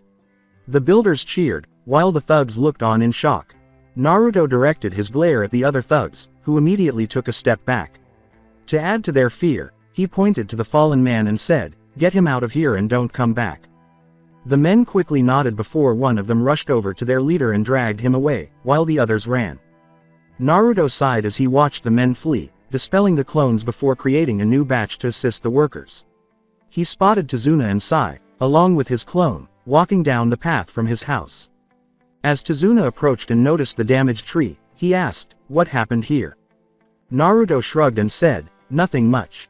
Just showed some thugs why you don't want to mess with a Junin." Tazuna studied the blonde for another moment before shrugging and walking over to his workers, who were talking excitedly about Naruto's handling of the situation. Naruto then noticed Sai staring at him intently and asked, "What?" Sai cocked his head, gave a false smile, and said, "I'm just thinking about how I don't think I want to fight you, Naruto-san." Naruto frowned at the formality and said, "Just call me Naruto-sai. And why would you have to fight me?" Sai made a shrug-like motion with his shoulders and said, "You never know," before walking down to the water and stepping on it to practice moving around on the liquid surface. Naruto and the clone exchanged glances before rolling their eyes and proceeding to their respective charges for the day. The remainder of the week passed quickly and quietly. By the end of the week, Sai had mastered combat water walking and was able to spar with Naruto for about 30 minutes. Sakura had joined them 2 days after Naruto beat up the thug leader, when Kakashi determined she was ready to learn the next exercise and perform it for more than 10 minutes at a time. She took to it as quickly as she did tree climbing, but she had to walk around the water's surface almost constantly to keep her chakra reserves high. Sasuke had joined them a day before Sakura, but he was still the slowest to learn, taking until the end of the very last day to reach combat level, making the emo even more broody than usual and giving Naruto headaches whenever he demanded to be taught a jutsu or something instead. Now it was the night before they expected Zabuza to arrive.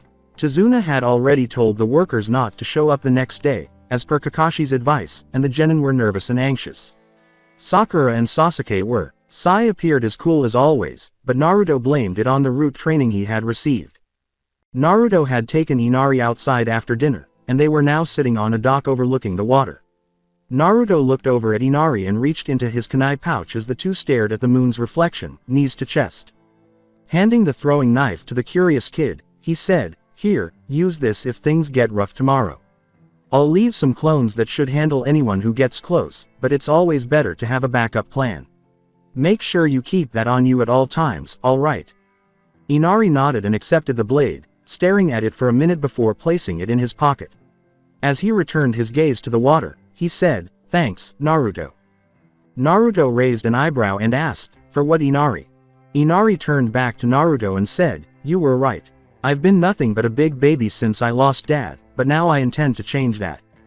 Naruto smiled and ruffled the younger boy's hair, saying, "I'm sure you will, Inari." Scene change.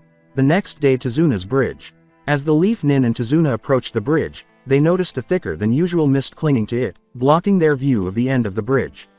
Naruto had already informed Kakashi that Zabuza was in the area, and the older ninja had instructed Naruto to dispel the clones in order to draw Zabuza out. "Looks like the party is about to start," Naruto said, eliciting a nod from Kakashi. He turned to his students and said, "Don't leave Tazuna's side." With nods from the genin, the group started walking through the mist. When they were halfway down the bridge, Naruto stopped everyone and called out in a sing-song voice, "Oh Zabuza! Where are you? Come out, wherever you are." As everyone except Kakashi raised an eyebrow and stared at him, a dark chuckling echoed around the area before the mist cleared slightly, revealing two figures in it. "Why did you have to tell the bridge workers not to come today?" "I was looking forward to having some fun," replied the tallest man. Kakashi responded with a shrug. "Sorry, but I think the workers preferred having all of their body parts remain connected to each other." Meanwhile, Naruto was staring at the smaller figure, who turned his head slightly, giving the impression that he was also looking at him. Naruto considered his options because he knew who the figure was and wasn't looking forward to fighting him. Coming to a decision, Naruto looked at his superior from the corner of his eye and asked, "Uncle Kakashi, if I take his coworker out of the equation, do you think you can hold Zabuza back for a short while without killing him?" Kakashi looked down at Naruto with confusion in his eyes and said, "Yes, but why would I do that?" "Because I intend to show them that they're working for the wrong person," Naruto explained as he continued to stare at his new acquaintance. "Oh, and how do you plan on doing that?" Kakashi inquired, raising an eyebrow. Naruto glanced at his fellow Junin and responded, "We both have dealt with crime lords before. So you know that Gato's going to betray them so that he doesn't have to pay so much. I'm sure Zabuza's expecting the same thing even if only a little. I just have to show his partner and confirm that fact. Once Zabuza knows that his employer is planning on betraying him, he won't fight anymore." Kakashi considered what the blonde had said. On the one hand, it could force Zabuza to abandon his mission. On the other hand, the man may not believe Naruto and instead continue attacking. In any case, Zabuza's partner would be unavailable to support him. Sighing, Kakashi nodded to Naruto, who closed his eyes and concentrated as he began to open the water gates to the dam that contained his chakra. As Zabuza felt the chakra presence in the younger Junin rise, he yelled, "Haku, get ready." Yes, Zabuza-sama. No one was prepared, however, when Naruto's chakra presence surged to unbelievable levels, causing a large and very visible pulse of chakra to expand from his body, pushing the mist away and revealing the blonde coated in a blue shell, his hair blowing around like he was in a wind that only blew around him. As everyone stared at him, an even larger pulse emanated from his body and headed inland. Naruto opened his eyes and said, "I think I found the bastard. There's a large group headed this way." He was referring to a large group of chakra presences that were nowhere near the level of a ninja who wasn't in the village. Kakashi nodded and said, "You have 15 minutes, if you aren't back by then, I'll take him out." Naruto nodded in agreement before taking off running at low Junin speeds toward the now visible pair of missing ninja. More specifically, the fake hunter Nin. Said Nin stiffened in anticipation before Naruto vanished halfway to him. The masked figure vanished in a flash. "What the?" Zabuza exclaimed, trying to figure out what happened because his tool hadn't used his jutsu yet. Kakashi just laughed and replied, "Don't worry, Naruto is simply taking him somewhere private so that we can have a rematch without interference from either side this time." Zabuza huffed and said, "It doesn't matter. I had planned on Haku fighting him anyway.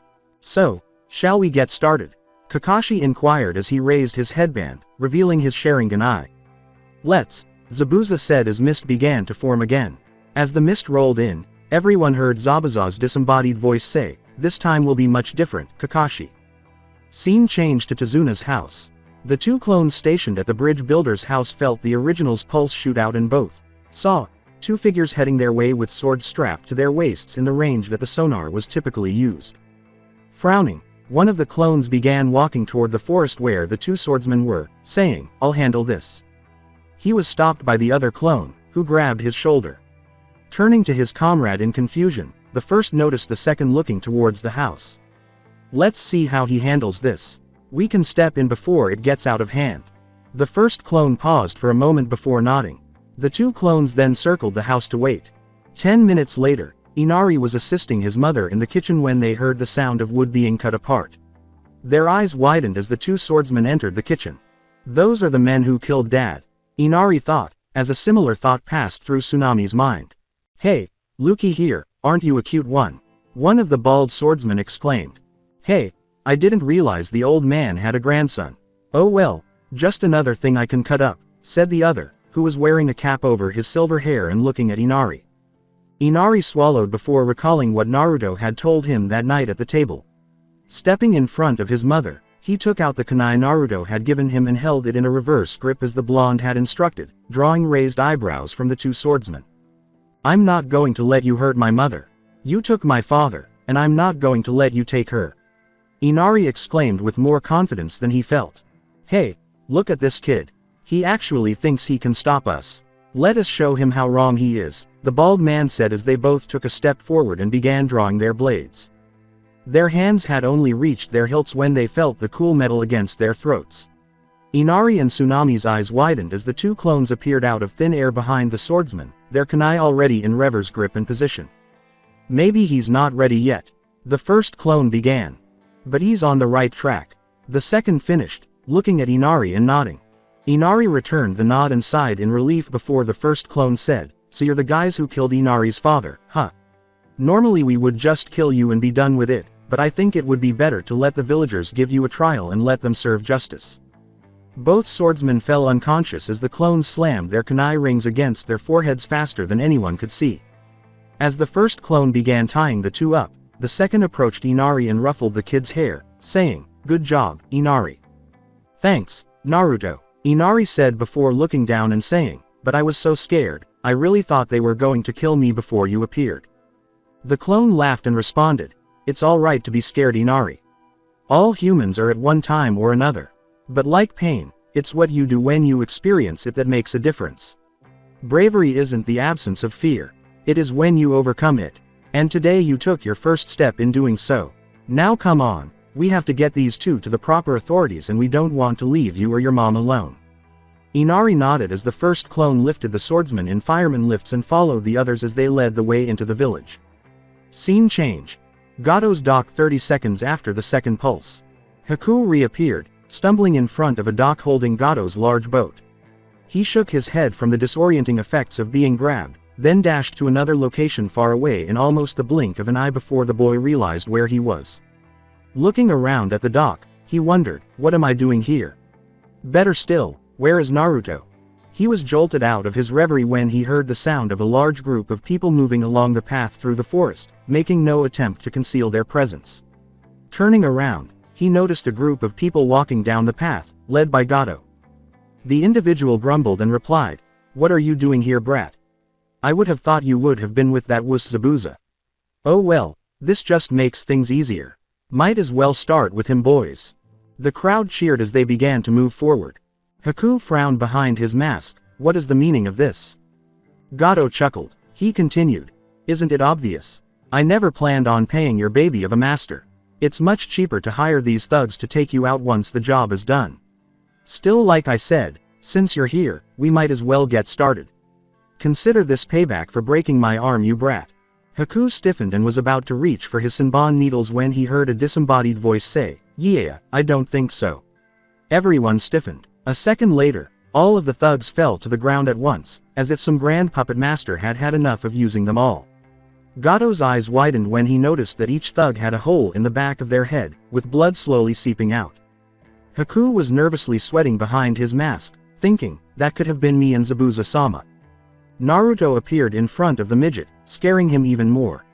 He grinned before leaning in and saying, "Boo," in a dark voice. "Ah," Gato yelled in terror as he fell on his buttocks and crawled backwards with one of his arms in a cast, attempting to distance himself from the blonde. Naruto laughed at this and responded, "You've been a bad boy, Gato.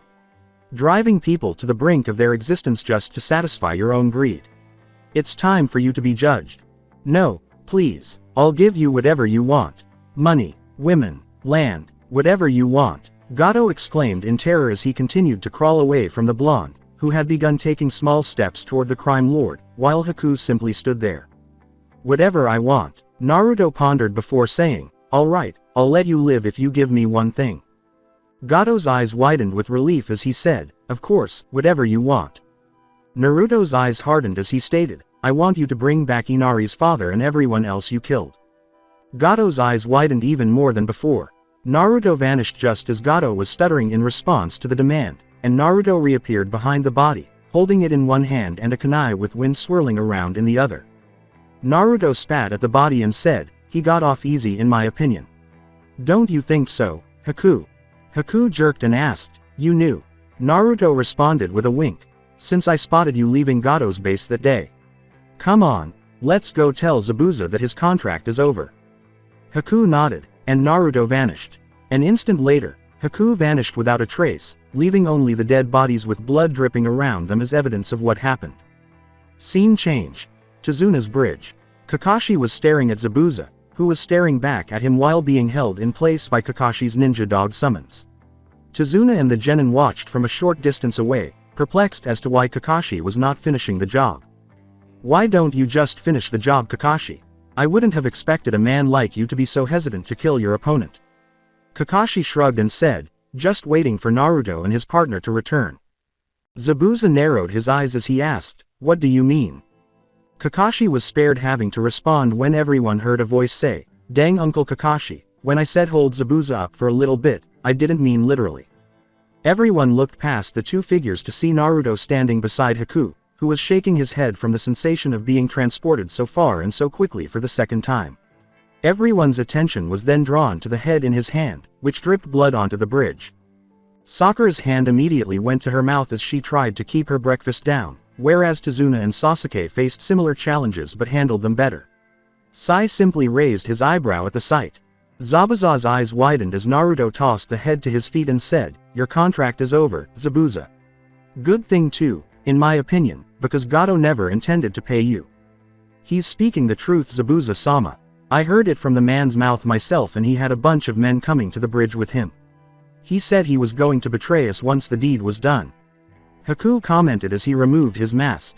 "I see," Zabuza said with a sigh, then looked Kakashi in the eyes and said, "Can you please get these damn mutts off me?" Scene change. Village center. That night, the entire village gathered in the village center to celebrate their freedom. While some of the villagers sorted through everything Naruto and his clones had retrieved from Gato's base, the rest were enjoying a feast and dance. Zabuza and Haku gazed down from the roof of one of the stores. Kakashi and Naruto stood to either side. "So what now, Zabuza?" Kakashi asked as he noticed his students in the crowd. Sakura was completely immersed in the atmosphere, while Sasuke watched the activities objectively and Sai was drawing off to the side. "I'm not sure. I suppose it's back to the road for me," Zabuza said. "You could always join the Leaf. We could have a good word with the Hokage," Naruto said, watching the people below him. Zabuza nodded his head and responded, "He wouldn't allow it. Not if he doesn't want trouble from the Hidden Mist village for harboring one of their missing nin. No, I'm afraid that life on the run is the only one I have in store for me now. Although I think I may hang around here for a while."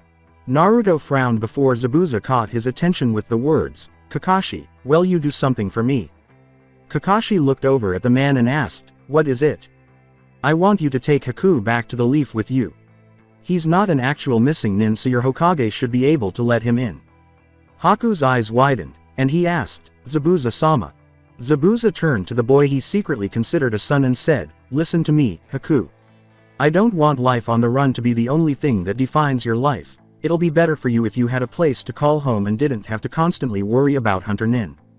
"But," Haku began, before Zabuza raised his hand and said, "But nothing, kid. You've served me well, but now it's time for you to find your own dream." Haku began to cry before Naruto placed a hand on his shoulder, prompting him to look at him and say, "I'll make sure he's taken care of."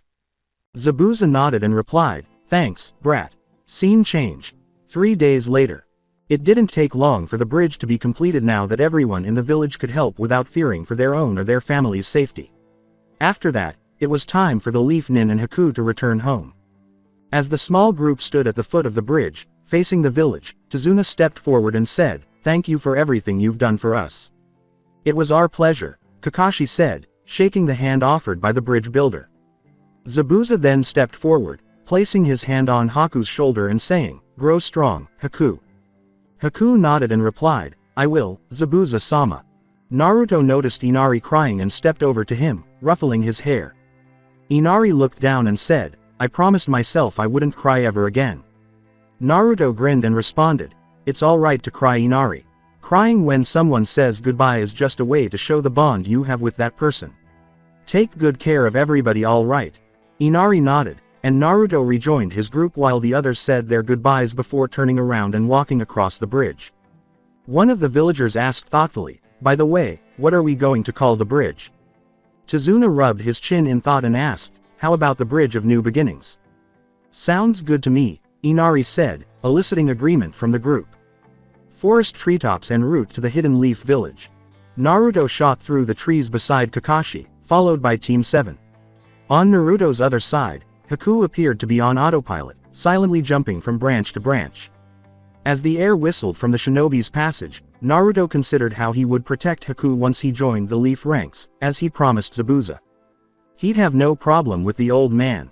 Naruto was worried about the council. Knowing the civilian side and some of the shinobi members, they would almost certainly try to force Haku to form his own clan, and Naruto was not going to let them push Haku around just to get a bunch of ice-wielding shinobi in the future.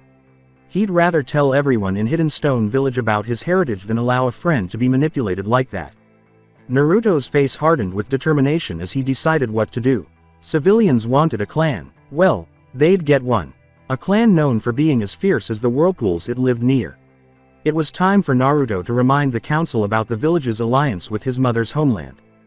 Kakashi noticed Naruto's expression change from the corner of his eye. He turned his head to the blonde and asked, "What is it, Naruto?"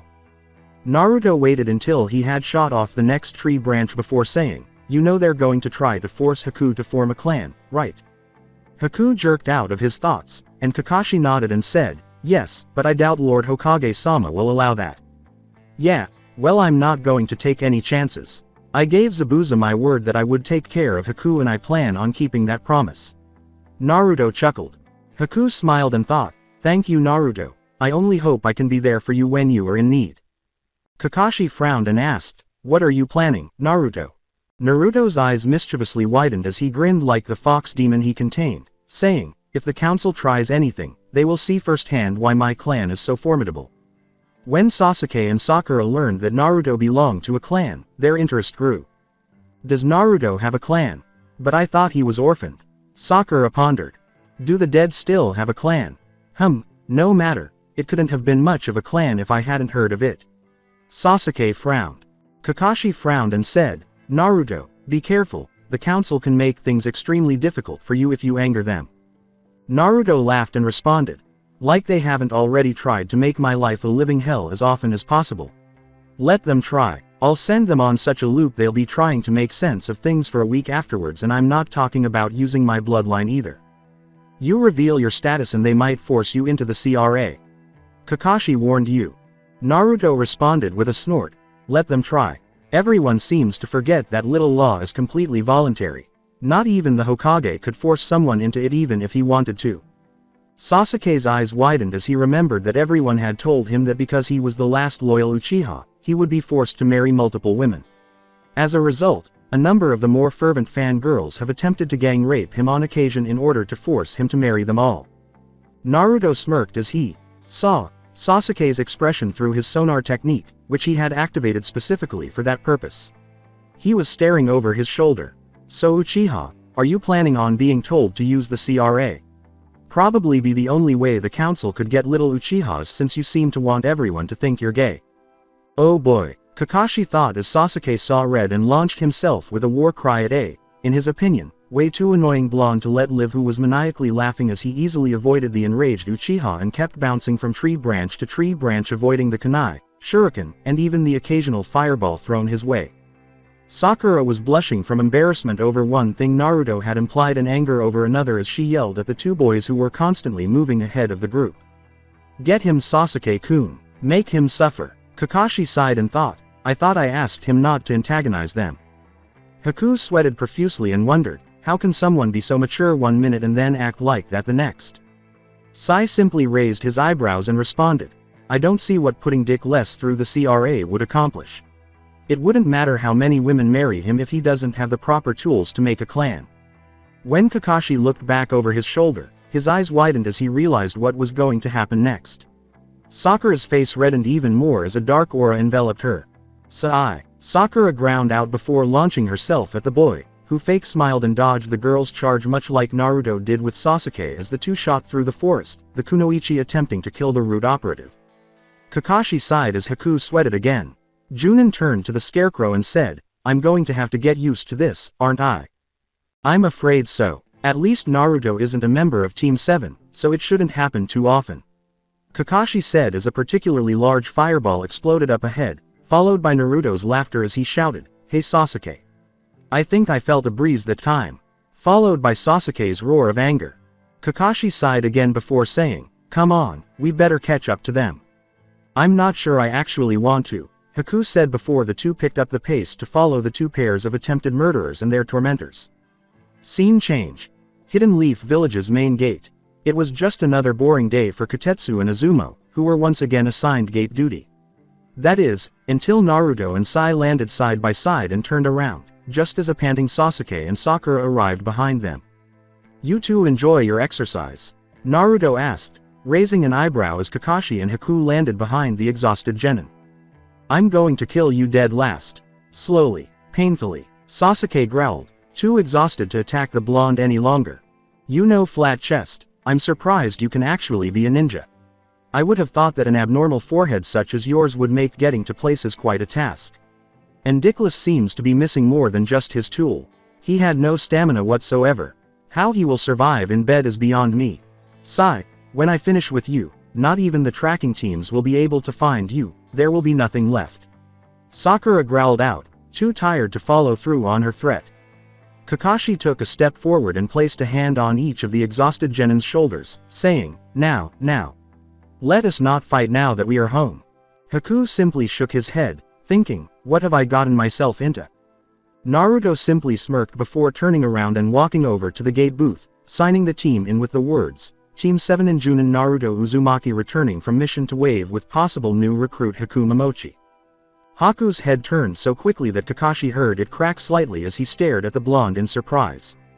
"Zabuza asked that you take his name when you joined us," Kakashi said, as Haku's gaze shifted to the scarecrow standing beside him.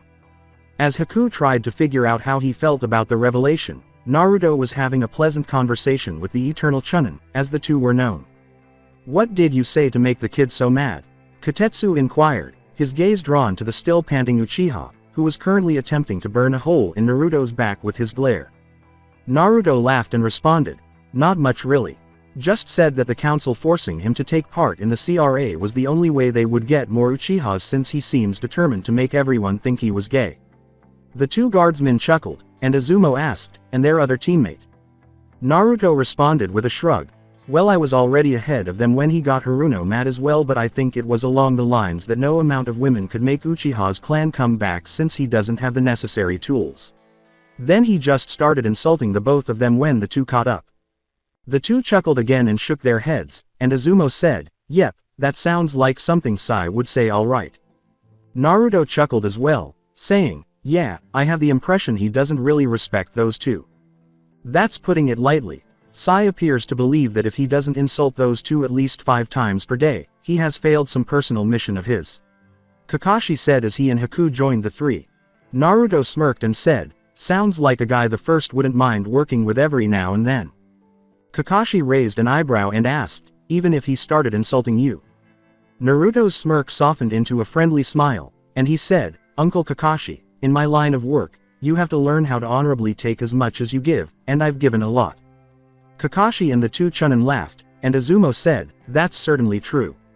I still remember that one time you gave all of the Nara's deer red glowing noses and placed blow-up Santa Clauses all over their clan grounds 3 years ago." Haku looked at Naruto, who chuckled and said, "Yeah, that was fun. Well, we better get going. I'm sure the old man already knows we're back and probably wants our report as soon as possible." Kakashi nodded and returned to his genin, where Sai was taking advantage of the other two's exhaustion by being more insulting than usual. "Okay, you three, Naruto and I are going to go report to the Hokage, so you three have the rest of the day off.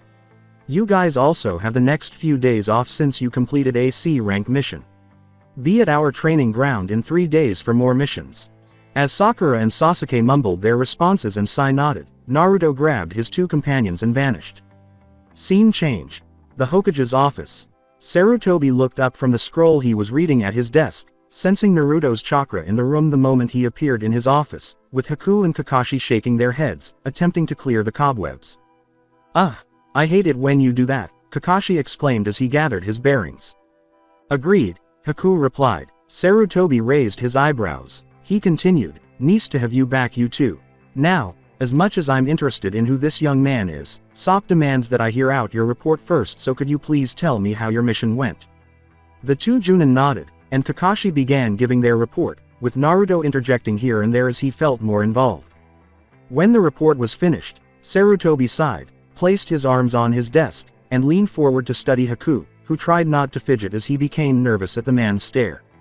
"So Zabuza asked you to bring his apprentice into our ranks?"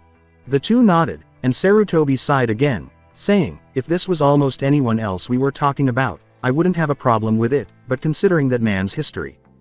As the old man trailed off, Naruto stepped forward and asked, "Hokage-sama, what is the one thing you said was my greatest strength?"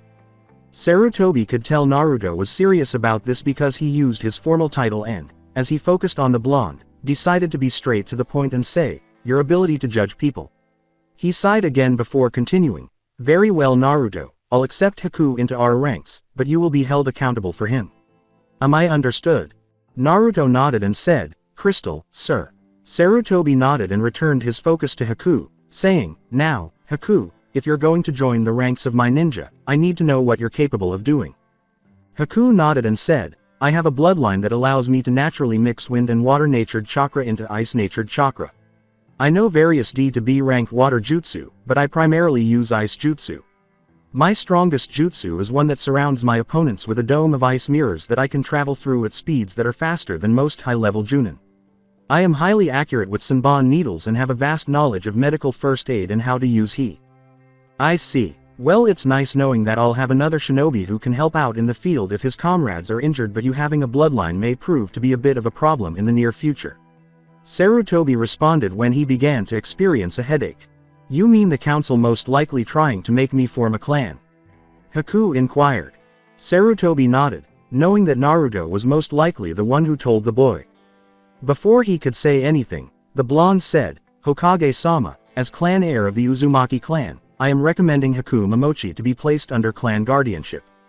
Sarutobi looked over to the blonde, surprised, and said, "Naruto, we've discussed what announcing your status would cause." Naruto responded with a nod. "I know that it will only give me more grief from the council, old man. But I am not going to let them turn Haku into breeding stock. Even the Uchiha doesn't deserve that fate. And if they try to throw that CRA on me when I tell them, then I'll just shove it right up their butts. I've taken a lot from those guys, but this is one thing I will fight for." Everyone could hear Naruto's determination in his voice, and Sarutobi noticed a fire in the blonde's eyes that he hadn't seen since telling Naruto about his parents that night 7 years ago. Sarutobi grinned. If the council attempted anything, Naruto would give them such a headache that they would be unable to look at anything shinobi related for a month.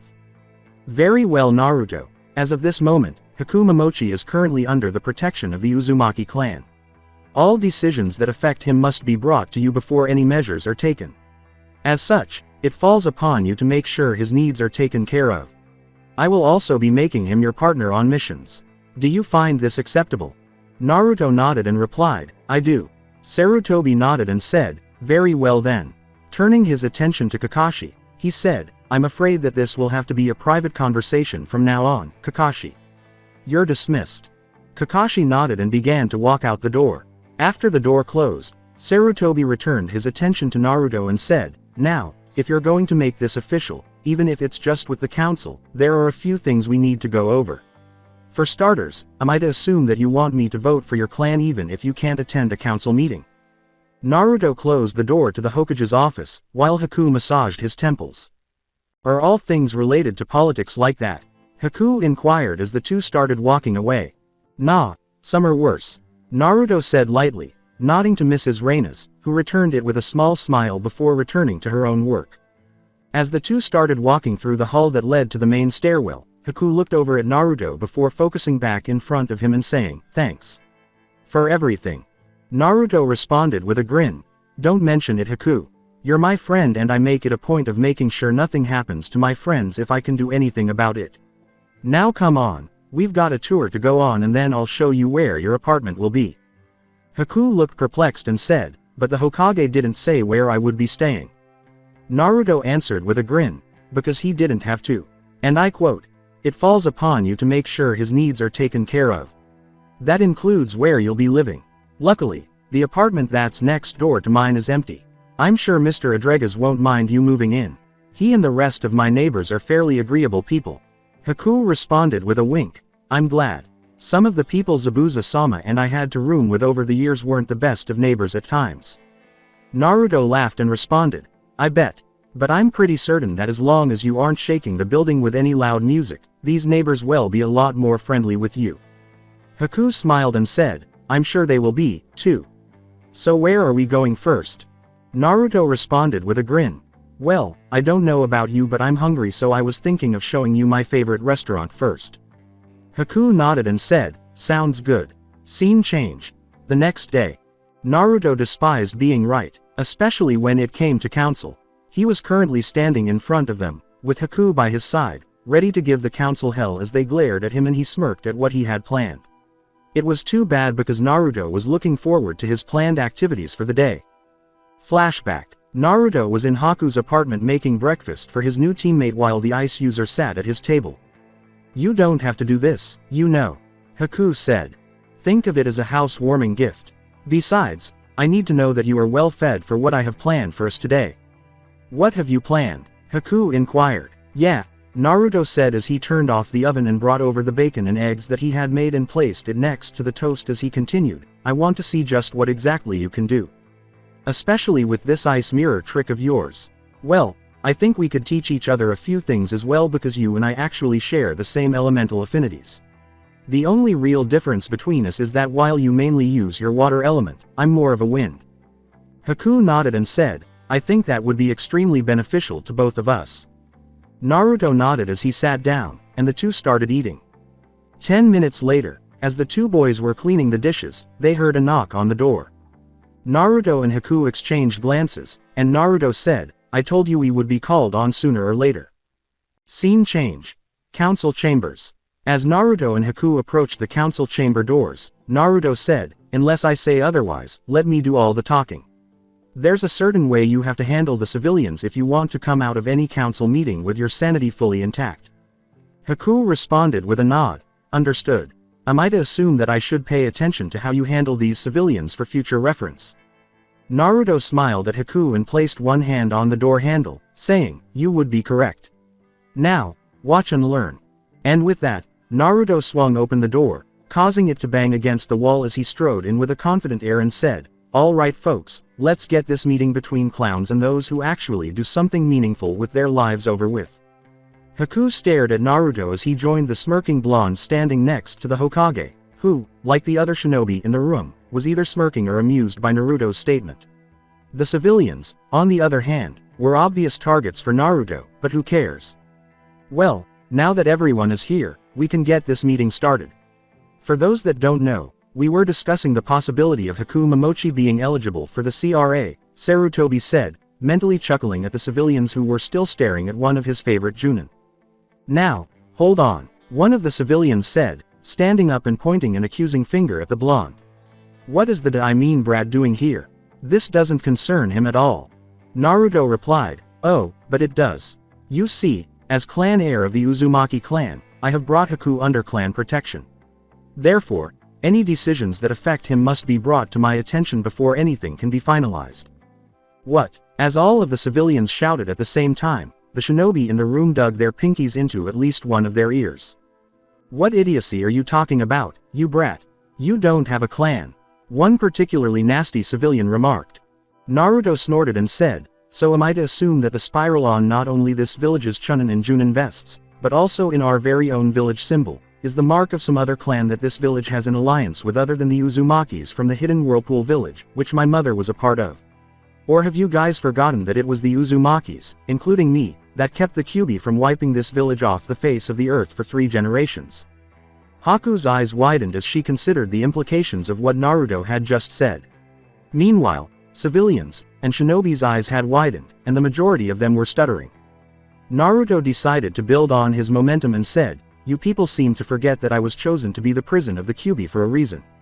We Uzumakis are the only ones who can without a doubt fully contain and control a Biju once it is sealed inside of us, and yet you constantly mix me up with the damn fox and do your best to make my life a living hell. Well, I draw the line when you mess with people who are my friends and under my protection." You want a clan? Well, UG. The civilians erupted into shouting, while the shinobi leaned back in their chairs and shook their heads. For a long time, most of them had suspected that something would set Naruto off. After all, a person can only take so much, and the Uzumakis were known as fierce warriors. Add to that the fact that they were just as fiercely loyal to those they considered friends, and you had someone who was likely to make civilians' lives hell from this point forward. Am I to assume that you agree to participate in the Clan Restoration Act, Uzumaki? Danzo inquired from his seat, drawing everyone's attention back. Naruto said, hell no. You seem to have also forgotten that that thing is completely voluntary. There is no way I'm going to allow anyone to chain me down in some political marriage, and in my opinion, anyone else who does is certifiably insane. I refuse to let myself or anyone else that I care about become some glorified breeding stock for someone who just wants to increase their standing. Now if you'll excuse me, I have more important things to do than waste my time dealing with you.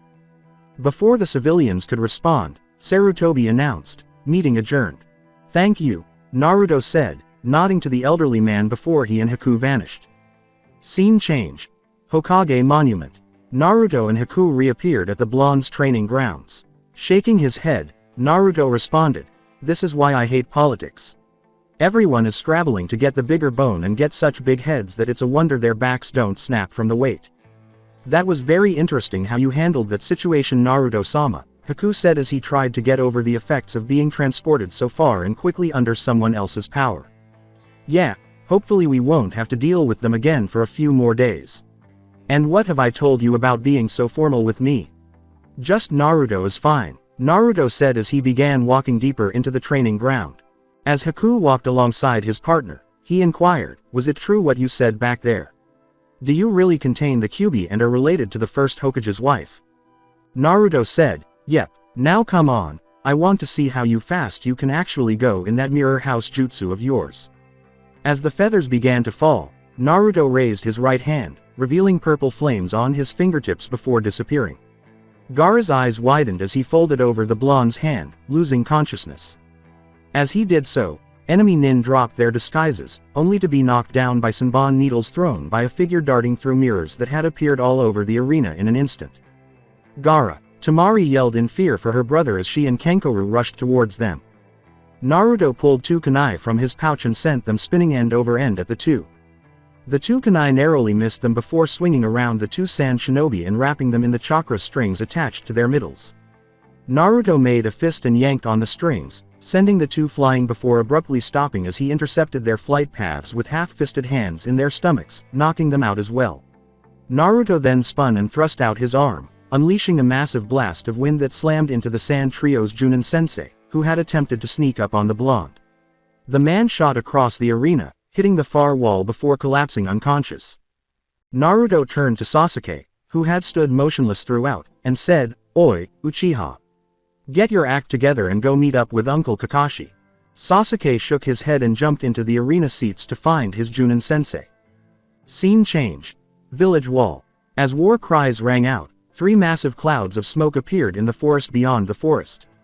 The clones facing the left and right snakes both took out a vial of blood and poured it onto their palms before popping a pill into their mouths.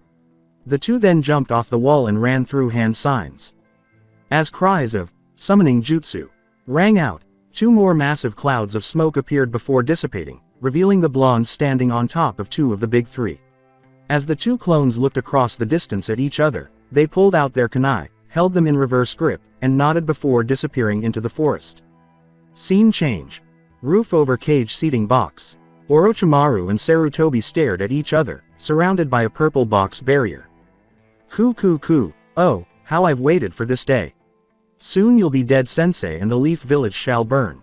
Sarutobi smirked and said, there's just one problem with your plan, Orochimaru. Orochimaru cocked his head and smiled creepily, saying, oh, and what's that, sensei? Sarutobi's smirk turned evil as he said, I'm not your sensei. Before being enveloped in smoke, revealing Naruto. What? Shouted Orochimaru. But if you're here, then where is he? Naruto smirked as he removed his coat, revealing a sleeveless shirt, and said, right where he needs to be leading his people. You see, Orochimaru, the Hokage, decided that his time would be better spent elsewhere, so he had me take his place. You should feel honored, you'll be the first person to see me earn my name of the Flash Fire. Right after Naruto finished speaking, the sound of fingers snapping rang out as he shot his right arm to the side, coating it in fire. Orochimaru's eyes narrowed dangerously before returning to his sick smile and saying, "You are 30 years too young to be trying to go against me, you brat. Still, you should provide some entertainment, I suppose. I was planning on having Kabuto summon her when he fought you, but I think I prefer summoning her alongside the others." Naruto's eyes narrowed and he exclaimed, "What nonsense are you talking about, Snake?" Orochimaru's grin widened as he ran through hand gestures and exclaimed, "Forbidden art, impure world resurrection." Naruto's eyebrow rose as 4 caskets emerged from a black portal. The casket lids then opened to reveal their contents, and Naruto's eyes widened before narrowing as he growled, "You bastard." For Naruto and his partner, the week after he declared his claim to clan heir status flew by. After Naruto had run Haku to the ground in a no-holds-barred fight to discover what the boy was capable of, he decided that if they were to be teammates, he needed to get the ice user's speed closer to his. Naruto's plan for that consisted of 2 parts. The first step was for him to use gravity weights to gradually increase his overall speed. The second part was for him to be able to use his mirrors for a much longer period of time and modify them to cover longer distances than the dome that the original jutsu created. The only problem was that the jutsu used up a lot of Haku's chakra reserves. To address this issue, Naruto had Haku use his jutsu as much as possible and decided to teach Haku the shadow clone jutsu. While Haku could only create 1 clone and still function, it would help him build up his reserves. It also allowed Naruto to teach Haku multiple things at once, and vice versa when Haku was teaching him how to use water-natured chakra. By the end of the week, both boys had C-rank jutsu for their secondary affinities, and Haku could see longer and farther in his mirrors. The two were now testing Haku's ability to travel through the mirrors by doing laps around the top of the mountain. As they approached their training site, Naruto noticed an Anbu standing next to the 3 logs. As Haku appeared in a mirror and jumped out, he said, "Anbu on the training ground. Let's see what he needs." Haku nodded, and the two adjusted their course to land in front of the Anbu. When they landed, the Anbu spoke briefly and directly. "Uzumaki-san, the Hokage wishes to speak to you and your partner." As soon as Naruto nodded, the Anbu vanished in a flash. Naruto looked over at Haku, who sighed before the blonde vanished, followed by Haku an instant later. Scene change. The Hokage's office. Sarutobi looked up from the book he was reading while his shadow clone worked on paperwork when he noticed the 2 boys entering his office. Haku shook his head, as he always did, but said nothing because Naruto had told him that if they were going to be partners, he would have to get used to those speeds. He was getting better at it, but it still confused him a bit. "You wanted to see us, old man?" Naruto asked, ignoring the double at the desk with the ease that comes from years of working with clones. The original Hokage nodded and said, "I did," before closing his book and placing a bookmark in it. He stood up from his couch and walked over to the desk, where the clone handed him a scroll. Walking back to Naruto and handing him the scroll, he said, "I just assigned Team 8 their first C rank. It's just a standard bandit raid for a village 2 days out, but due to what happened on Team 7's mission, I've decided that whenever possible, I should have someone of at least Chunin rank to accompany rookie genin teams when they go on C-rank missions. I believe that the speed you two possess should be enough to prevent anything untold from happening during their raid." Naruto nodded, opening the scroll and briefly reading through its contents before rolling it back up and saying, "Understood, we'll be there." Scene change. Village main gate.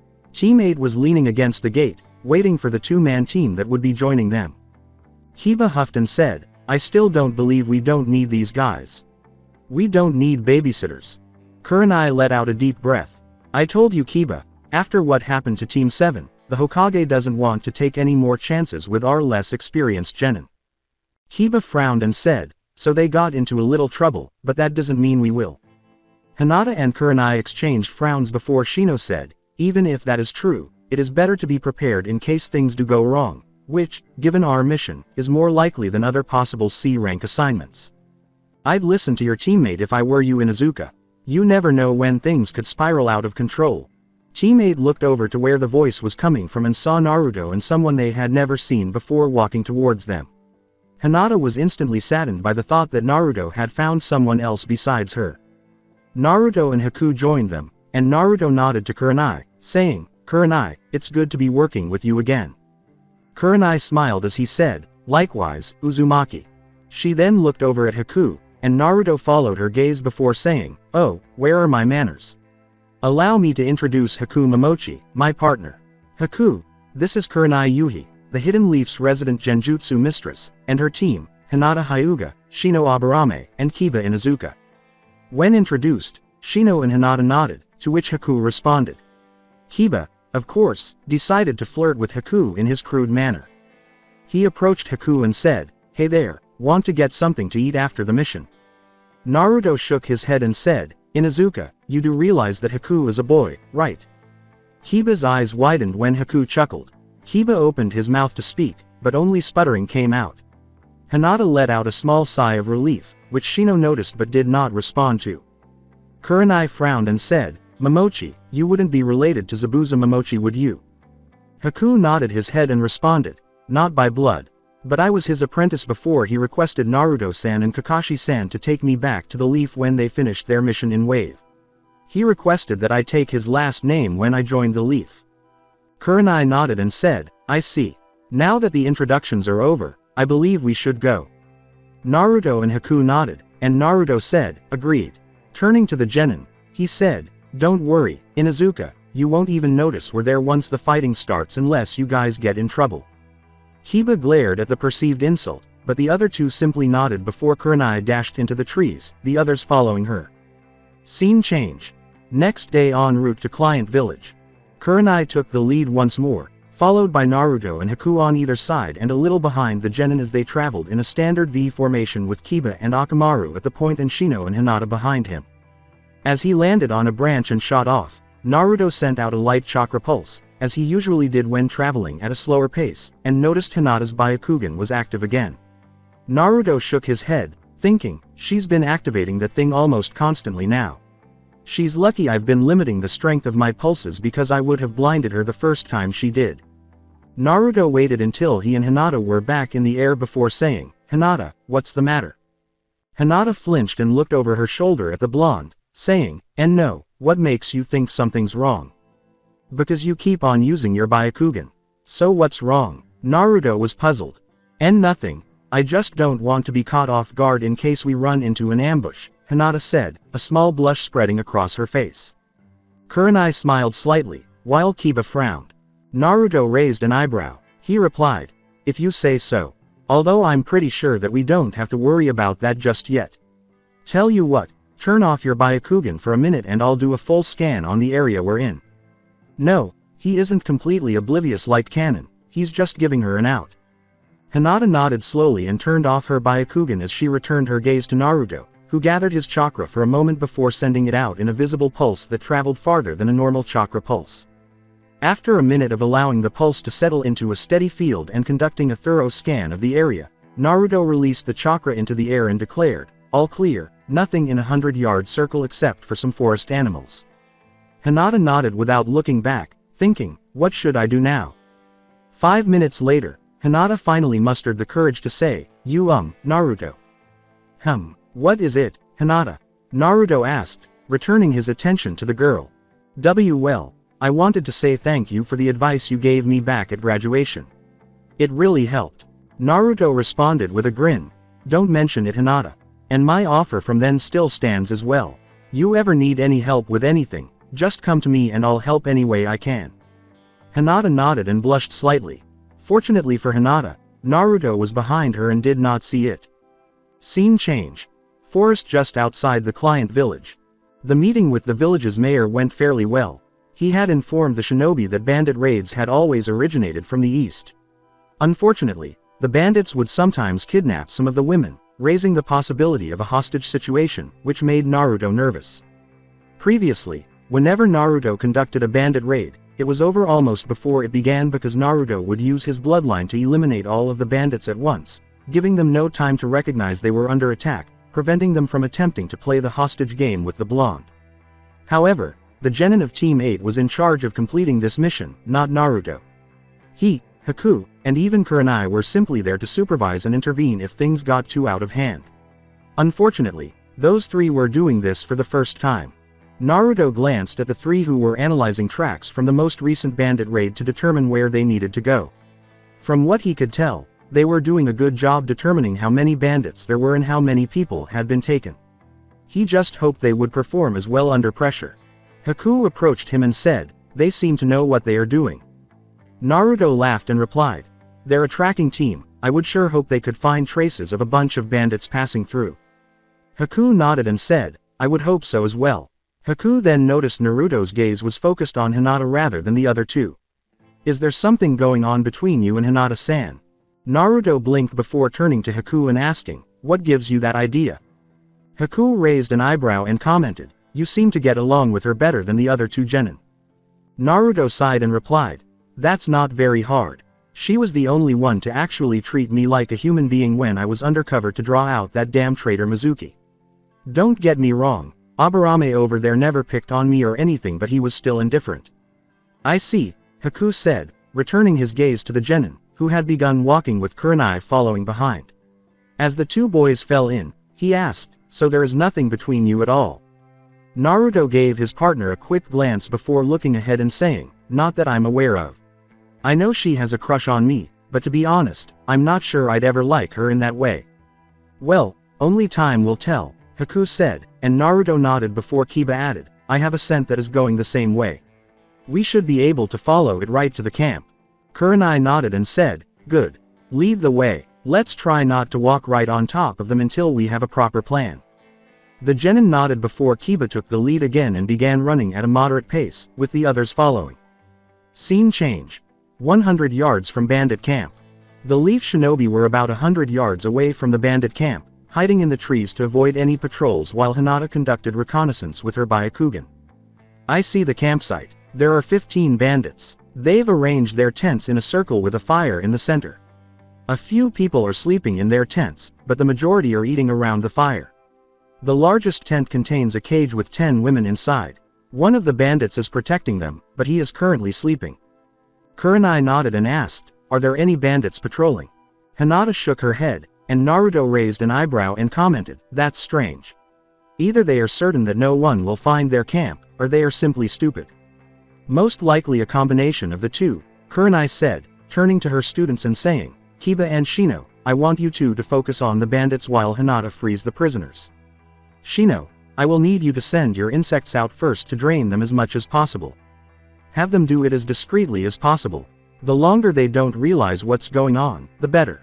Kiba, 5 minutes after they begin, I want you and Akamaru to tear through them with your fang-on-fang attack. Make sure to collect as many as possible in your first sweep. Hinata, I want you to sneak into that tent and take care of the guards, then sneak the prisoners out the back and bring them to me before Kiba attacks. Once the prisoners are safe, I'd like you to return and provide Kiba and Shino with any additional assistance they require. If things get tough, the rest of us will lend you a hand with long-range support. Does everyone understand?" The 3 genin nodded, and the group started to prepare. Time skipped 10 minutes later. While the bandits were sleeping, Naruto sat in the trees and watched as Shino's bugs moved across the ground like a black living carpet toward the ring of tents. Some of the bugs slipped into the tents to feed on the sleeping bandits, while the rest encircled the camp before heading inwards in small groups, making it difficult for anyone to spot them unless they knew what to look for. Naruto frowned. The plan was going well so far, but something was bothering the blonde in the back of his mind. Something wasn't right, and not knowing what it was driving him insane. He reached for the radio clipped to his ear and switched it from standby receive to send and receive. Naruto cast another glance around the camp before tapping his microphone and saying, "Haku, do you copy?" There was a brief pause before Naruto heard, "I copy Naruto-san. Is there anything wrong?" "I do not know. I just have a feeling that something is wrong. Do you see anything unusual on your end?" "Negative, Naruto-san. There is nothing on my end," Haku stated. "This is Kurenai. I don't notice anything unusual on my end either. Keep an eye out, though. I do not want to be taken by surprise." "Understood," Haku replied. Naruto said, "Roger that." The 3 vets then watched as twin spinning drills burst out of the woods from opposite directions, ripping through a tent each on their way into the circle and tearing apart the bandits, who could only stand before collapsing from having their chakra eaten. Kurenai was giving said genin the first kill talk, while Naruto and Haku finished off the survivors. The fight, if you could call it that, was over in minutes, and none of the tents remained standing. The bandits were all sprawled out on the ground, either dead or bleeding from the cuts Kiba and Akamaru had given them. Hinata and Shino were doing their best not to look at the two vets as they sealed everything the bandits had. 5 minutes later, as the group prepared to follow Naruto's clones, the hairs on the blonde's neck rose. Naruto frowned at the tingling sensation he was experiencing and said, "Hinata, whatever you do, don't activate your Byakugan unless I say otherwise." Hinata looked perplexed but nodded and said, Alright, Naruto." Kurenai and Haku began looking around to figure out what was bothering Naruto. Naruto began pulsing his chakra before turning to face the trees behind him and saying, "Alright, come on out. I already know you're there." Someone laughed before the Leaf Nin heard a voice say, "Hey, nice job. Most people don't notice me until I'm right in front of them, if ever." They then saw a man about 6'2" with spiky red hair that reached just past his shoulders and blue eyes that were just a shade darker than Naruto's walk out of the trees. He was dressed like a shinobi and had a katana strapped to his back with the hilt over his left shoulder, as well as a shinobi headband with a spiral symbol on it. "Oh, well, when I heard that a nearby village was having bandit problems, I decided to help them." Imagine my surprise when I discovered Leaf Shinobi already taking care of the issue. This must be my lucky day because I've finally found someone from the Leaf who could possibly challenge me.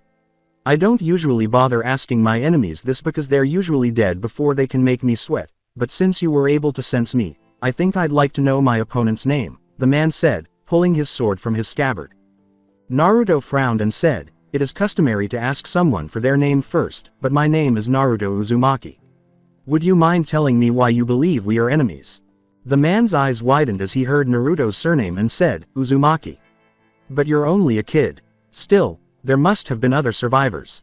The man then narrowed his eyes and asked, "Where are my manners? Do you want to know my name? My name is Kuroda Uzumaki, and I am the elite Junin of the Hidden Whirlpool Village." It's quite ironic, actually.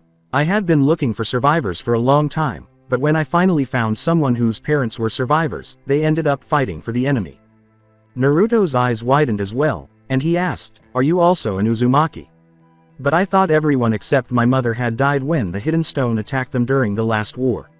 "Wait, what do you mean by, under the enemy's banner? Hidden Leaf and Whirlpool villages were allies." Kuroda scowled and asked, "Allies? Ha, do not make me laugh. The Hidden Leaf was not our ally, it betrayed us. When the stone attacked us, they sent only 2 genin teams. How in the hell could 2 teams made up primarily of genin make a difference? They couldn't. We were clearly not worth the Leaf sending any serious assistance. They were the only ones close enough to catch you in time." Naruto yelled at the man, while everyone else tried to figure out what was going on. "Man, what's going on with these two? I mean, are they not related?" Kiba inquired, while the others simply shook their heads, indicating their own confusion. "Oh, how did you know that? You were not there. You were not even born yet." Kuroda shouted back at the blonde. Naruto narrowed his eyes and said, "Because I've read reports from both my father and my mother. And they clearly stated that the Leaf was sending backup, but it did not arrive in time for the village. When the Hidden Leaf village received the request for assistance, they dispatched 3 platoons to the Whirlpool. 3 platoons could have been deployed elsewhere at the time. My mother had joined them because she wanted to help defend her homeland. But when they arrived, all that remained were ruins. The 2 Leaf teams that had been dispatched were severely injured and were discovered hiding in an abandoned dock warehouse with approximately 20 survivors who were even more injured. The medics accompanying the platoons did everything they could, but none of the survivors made it back to the Leaf. We did all we could." "Yeah, so it wasn't good enough, was it?" Kuroda growled out before saying, "I should have known someone born in that village would support it. But I can't believe Kushina would support them over her homeland." Kuroda chuckled as he saw Naruto's eyes widen again, saying, "Yeah, I know who your parents are. Not difficult considering Kushina was the only Uzumaki in the Leaf village at the time. And you resemble the Namikaze fellow who was in the village at the time rather than an Uzumaki. What's his name again? Oh yes, Minato. Minato Namikaze." Kurenai's eyes widened as she heard that, but Naruto's quick glance prevented her from saying anything. Refocusing on Kuroda, he said, "My mother chose to stay in the Leaf because we were allies. We were still at war with the Hidden Stone and Cloud villages, which you conveniently won only 2 months after our destruction. I find it strange that your father was able to complete his jutsu shortly after Whirlpool was destroyed. Kuroda yelled out. Naruto's eyes hardened as he asked, are you saying the leaf wanted the Whirlpool to be destroyed? Well, it sure looks that way from where I'm standing, Kuroda growled, before his hair began fluttering around like it had been caught in a gust of wind, and everyone began to feel as if they were in the middle of an ocean during a storm. As everyone except Naruto began to shiver slightly at the Uzumaki's presence, Kuroda said in a dangerous tone, but it appears that talking will get us nowhere. You have chosen to support the leaf, so you are as much my enemy as any other ninja from the leaf or stone. Naruto frowned before he began matching his distant relative's presence with his own and then swallowed it in his own, making everyone's eyes widen as they suddenly felt like the ocean they were in was suddenly in the middle of a massive maelstrom 5 times worse than before with 50-foot waves crashing down around them.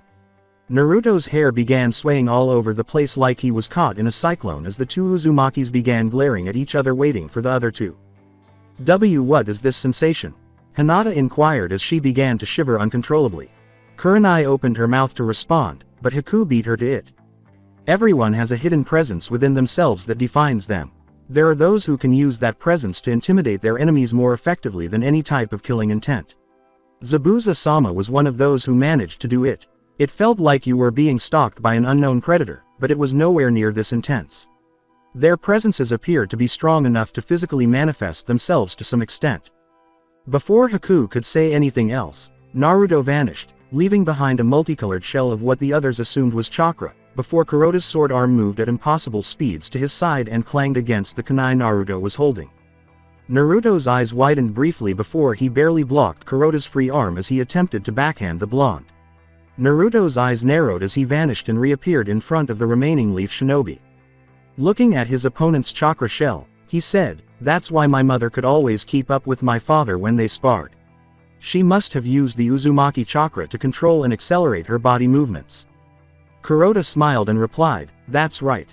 Naruto frowned and said, the only disadvantage is that it requires intense concentration to have that chakra manipulate your movements in the proper way without harming yourself. This is why few Uzumakis could use it in battle because it is difficult to move your feet properly without using your muscles. Kuroda's grin became predatory as he said, looks like you did your homework on our history, boy. However, it appears that what you are doing is similar to what your father did. It makes things more interesting when your opponent can move as quickly as you. Naruto smirked and replied, oh no, what I'm doing is 5 times better than what Dad did. Naruto was immediately surrounded by a blue chakra shell, followed by 5 clones and the disappearance of the 6 blondes. Kuroda's arm moved faster than the others could see, and 5 smoke clouds appeared before Naruto reappeared up against a tree against which he had been thrown, holding a chain made of multicolored chakra wrapped around his arm and leading back to Kuroda's free arm. Naruto! Hinata shouted out and was about to rush towards the two Uzumakis before Kurenai grabbed her and said, no, don't. You'll just get in the way. Hinata struggled before Haku said calmly, she's right, Hinata-san. This type of fight requires speed, which you do not possess. As he spoke, mirrors made of ice began to appear all over the area surrounding the two fighters in a large dome that appeared to be completely solid with no gaps. The temperature inside the dome and around it immediately began dropping to the point where everyone could see their breath. The rest of the leaf shinobi outside, along with Kuroda, stared in surprise as Haku walked into the back of the mirror in front of him before. Are you okay, Naruto-san? Haku asked as he stepped out of the mirror. Yes, he caught me off guard with those chains of his. I was under the impression that only my mother could do it among the Uzumakis of her day. Kuroda smirked from his spot, where he hadn't moved at all, and said, you would have been correct 5 years ago, but I figured out how to do it as well, though it wasn't easy. Your mother was a true genius when it came to utilizing our bloodline. Good to know, Haku said as he stepped back into his mirror, his image appearing in all of them as well.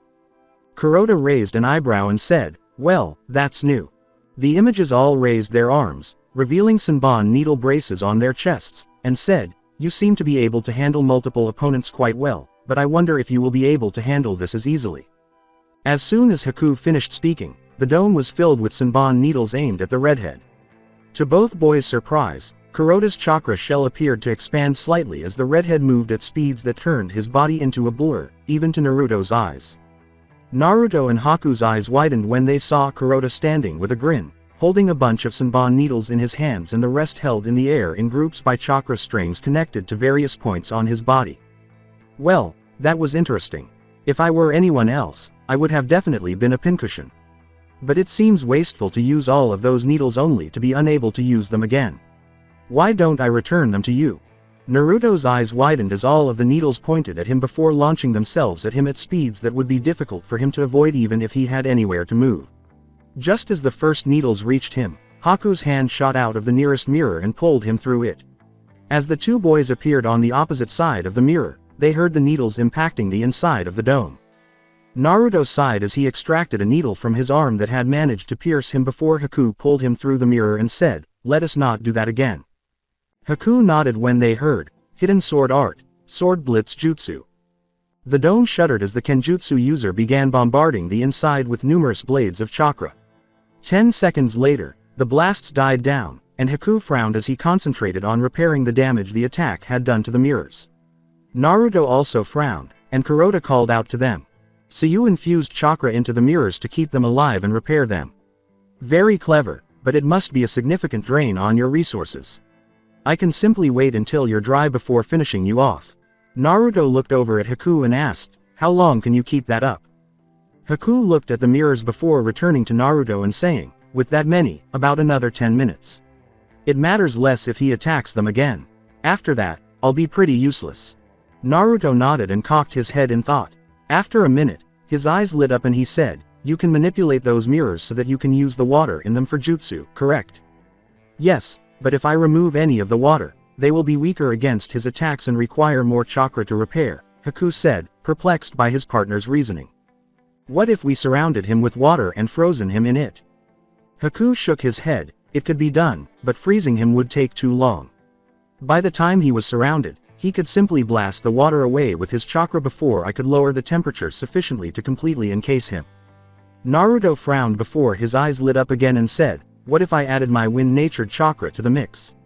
Would that speed things up? Could we make the dome so cold that he freezes to death?" Haku's eyes narrowed in thought before he nodded and said, "That might work. We would only have one chance at this, though." Naruto nodded, placed his hand on the nearest mirror, and said, "Then we better make this count." Haku nodded again and placed his hand next to Naruto's. The two then closed their eyes in concentration as they began pumping elemental chakra into the dome. As Naruto pushed more wind-natured chakra into the dome, the temperature of the dome itself began to drop dangerously low. The boys only had the chakra running through their arms, moving the cold air away from them to keep them safe from frostbite. On the other side of the dome, Teammate was shivering as the temperature near the dome dropped. "Man, it's freezing outside. What the hell are they doing in there?" Kiba inquired as Akamaru jumped into his coat to keep warm. "They're not in the D-dome," Hinata said, stuttering more from the cold than from insecurities, lifting the hood on her coat to see what was going on with her Byakugan. Naruto and Haku are on the other side of the dome, pushing some kind of chakra into it. It is causing the temperature to drop around us. I can already see frost all over the ground inside. It's not only inside. There's some on the ground outside as well, Shino said, pointing to the ring of frost that was steadily growing towards the Leaf Shinobi. "Everyone get back up," Kurenai said. "I'm not sure what those two are planning, but I don't want us to get caught up in it." The three genin nodded, and all four began to back away from the dome. On the inside, Kuroda was trying to use his chakra to insulate his body, but he was still shivering. The ground around him was frosty, and the dome was nearly completely filled with a freezing mist. As the mist filled the dome, Kuroda raised his sword and swung it, calling out, "Hidden Sword Art, Sword Blitz Jutsu." The chakra blades from his sword slammed into the dome, but to his surprise, it repaired itself even faster than before. He then heard his distant relative's voice drift in from outside the dome. "That's not going to work, Kuroda. It's not just Haku's chakra that holds those mirrors together anymore. Tell you what, if you promise to leave the land of fire and stop attacking Leaf Shinobi, we'll let you out." On the outside, Haku looked at Naruto, surprised, and said, "I know he is your relative, Naruto-san, but is that wise?" Naruto looked over at him and said, "Haku, he's family. I have to try." Kuroda frowned before shouting, "You actually expect me to let the Leaf go unpunished for what they did? You're either naive or a fool." Naruto sighed and said, "Okay, I gave you a chance, but if that's how you want it, I guess we have no choice. After Naruto stopped speaking, the mist began to close in on Kuroda and begin freezing on his body. As Kuroda began to try to break the ice, the mirrors began to rippling before water shot out and hit him from all angles, freezing over as soon as the water made contact with his body and shrinking the mirrors. As the mirrors vanished, everyone could see Kuroda again, standing in the center of a gem-shaped pillar of ice. Hinata gasped as Kiba whispered, "Holy," and couldn't finish his sentence as he stared at what had happened to the redhead. Naruto walked slowly toward the ice formation, looking into his relative's eyes before placing his hand on the ice. As Naruto gathered wind chakra in his hand, he said, "I'm sorry." Naruto's wind-natured chakra ripped through the ice and the figure in it, leaving no trace that a human had ever been there. Even Kuroda's sword and headband were destroyed. Hinata gasped again, and all three genin turned away from the sight of the powder falling to the ground, closing their eyes. Kurenai turned her gaze away, and Naruto closed his own in sadness. Haku approached the blonde, placed his hand on his partner's shoulder, and asked, "Are you going to be okay?" Naruto nodded before saying, "Let's go back to the village." Haku nodded, and the two jumped into the trees, Team 8 following. That night, the Leaf Shinobi sat around a fire while Team 8 and Haku ate their dinner, and Naruto stared into the fire, his plate of food remaining untouched. When Hinata looked over at the blonde, Haku gave her a light nudge, and when Hinata turned to face the ice user, he gestured over to Naruto and said, "Why don't we go talk to him, Hinata-san?" Hinata responded, But I don't know what to say." Haku smiled gently and said, "Don't say anything. Just demonstrate that you are there for him." Before Hinata could respond, Haku stood up and began walking around the fire, which Hinata quickly followed as Haku sat down on one side and Hinata took Naruto's other side with a slight blush. Kurenai gave a small smile, Kiba frowned, and was about to stand when Shino placed his hand on his shoulder. Kiba gave him a look, but Shino simply shook his head, causing the canine-like boy to humph and return to his meal. "Are you okay, Naruto-san?" Haku inquired as he settled himself. Naruto took a deep breath in before exhaling in a sigh and saying, "Tell me, Haku, were you okay after you killed your father when he killed your mother and then attempted to do the same to you after he discovered your bloodline?" Hinata and the rest of Team 8's eyes widened as they heard this, while Haku remained silent for a moment. "Not at first," Haku admitted before continuing, "but the pain gradually lessened over time. And when I met Zabuza-sama, it faded to the point where I could put it behind me. You're lucky, Naruto-san. You already have people who care about you and can help you through this." "Yeah," Naruto said as he continued to study the flickering flames of the fire. "I just wish he didn't have to die like that. I have spent my entire life without my family. And then, when I finally met someone with whom I had a blood relationship, I had to kill him for the sake of the village. The world of shinobi can be cruel. But if you have your friends by your side, you can get through it," Haku explained. Naruto nodded and said, "Yes. Thank you, Haku and Hinata, for being here." Haku smiled, while Hinata simply nodded. Scene change. The Hokage's office. Kurenai, Naruto, and Haku were standing in front of the Hokage after the two Junin completed their reports. After they were finished, Sarutobi leaned forward and stated, "So there was an Uzumaki survivor in the area. I must admit, Naruto, I thought your mother was the only survivor. It is unfortunate that this Kuroda figure felt the way he did regarding the leaf. We could have used his expertise as well as his assistance in rebuilding your clan. How do you handle it?" Naruto looked down briefly before saying, "As well as can be expected, sir." Having Haku around was helpful. Sarutobi nodded and said, "That's great to hear. If there is nothing else, you will be dismissed." Naruto and Haku nodded, but as they turned to leave the office, Kurenai said, "Actually, sir, I have something to ask you." When Naruto and Kuroda were talking, he revealed that he knew Naruto's parents. He gave the name of Naruto's father, and I was hoping you could confirm it. Naruto and Sarutobi exchanged frowns as Sarutobi silently asked Naruto. Naruto nodded, causing Sarutobi to sigh and begin massaging his forehead. Looking back at Kurenai, he nodded and stated, "I'm afraid he was telling the truth." Kurenai's eyes widened as she looked over at Naruto and said, "Then that means Naruto is." "Kurenai," Sarutobi said in a sharp tone, cutting the junior Junin off as he continued, "The information about Naruto's entire heritage is classified at the highest level." Haku stepped forward and said, "I'm sorry, sir, but why would information about Naruto's father be so highly classified?" Because Naruto's father made many enemies before his death. More than his mother and everyone else who fought in the previous war combined. If they learned that he had a living child, they would do anything to kill Naruto. It could even spark the Fourth Shinobi War. Haku's eyes widened as she looked at Naruto, who shrugged and replied, "You've seen how effective my bloodline is against multiple opponents. My father took full advantage of that as soon as he discovered a way to overcome the tunnel vision that occurs when we use it. Although we don't believe the stone or cloud would try anything if they found out about me because they are afraid of what I could do on the battlefield, we still don't want to take the risk." Sarutobi nodded, then turned back to Kurenai and asked, "Has your genin made the connection?" Kurenai shook her head and replied, "Not that I am aware of." "Should I tell them?"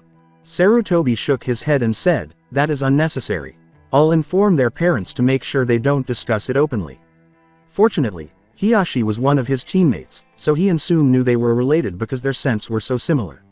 I'm sure Shibi is aware of Naruto's heritage as well. They should be able to handle damage control if their children approach them about it. I don't think I need to tell you how important it is that this information does not leak. Kurenai nodded as Sarutobi dismissed them. As Haku and Naruto left the office, Haku turned to the blonde and said, "You are certainly full of surprises, Naruto-san." Naruto smirked and replied, "Haku, you have no idea. Hidden Stone Village. 2 weeks before the biannual Chunin exams." Onoki of the Twin Scales looked up from the report he had just finished reading and inquired, "Is this report accurate?" His granddaughter nodded and said, "I just came back with my team from the town Lord Tsuchikage. It's accurate. There is a child of an Uzumaki survivor serving as a Junin for the Leaf Village, and as you can see, he looks like the Yondaime Hokage. Not only that, rumor around the village we were in says that he can disappear in one spot and reappear in another instantly." Onoki frowned in thought before he looked back down at the report and said, "This could be very." Kuretsuchi frowned as she considered her grandfather's words and the potential consequences. Looking her grandfather in the eye, she asked, "Sir, permission to lead a genin team to the Leaf Village and conduct a fact-finding mission while my team is taking exams." Onoki studied his granddaughter for a moment before returning his gaze to the report, which depicted a whiskered blonde holding a kunai in reverse grip, with the kunai inside some rough-looking guy, while another boy used a senbon needle to block another bandit's sword. "What do we have on this other boy?"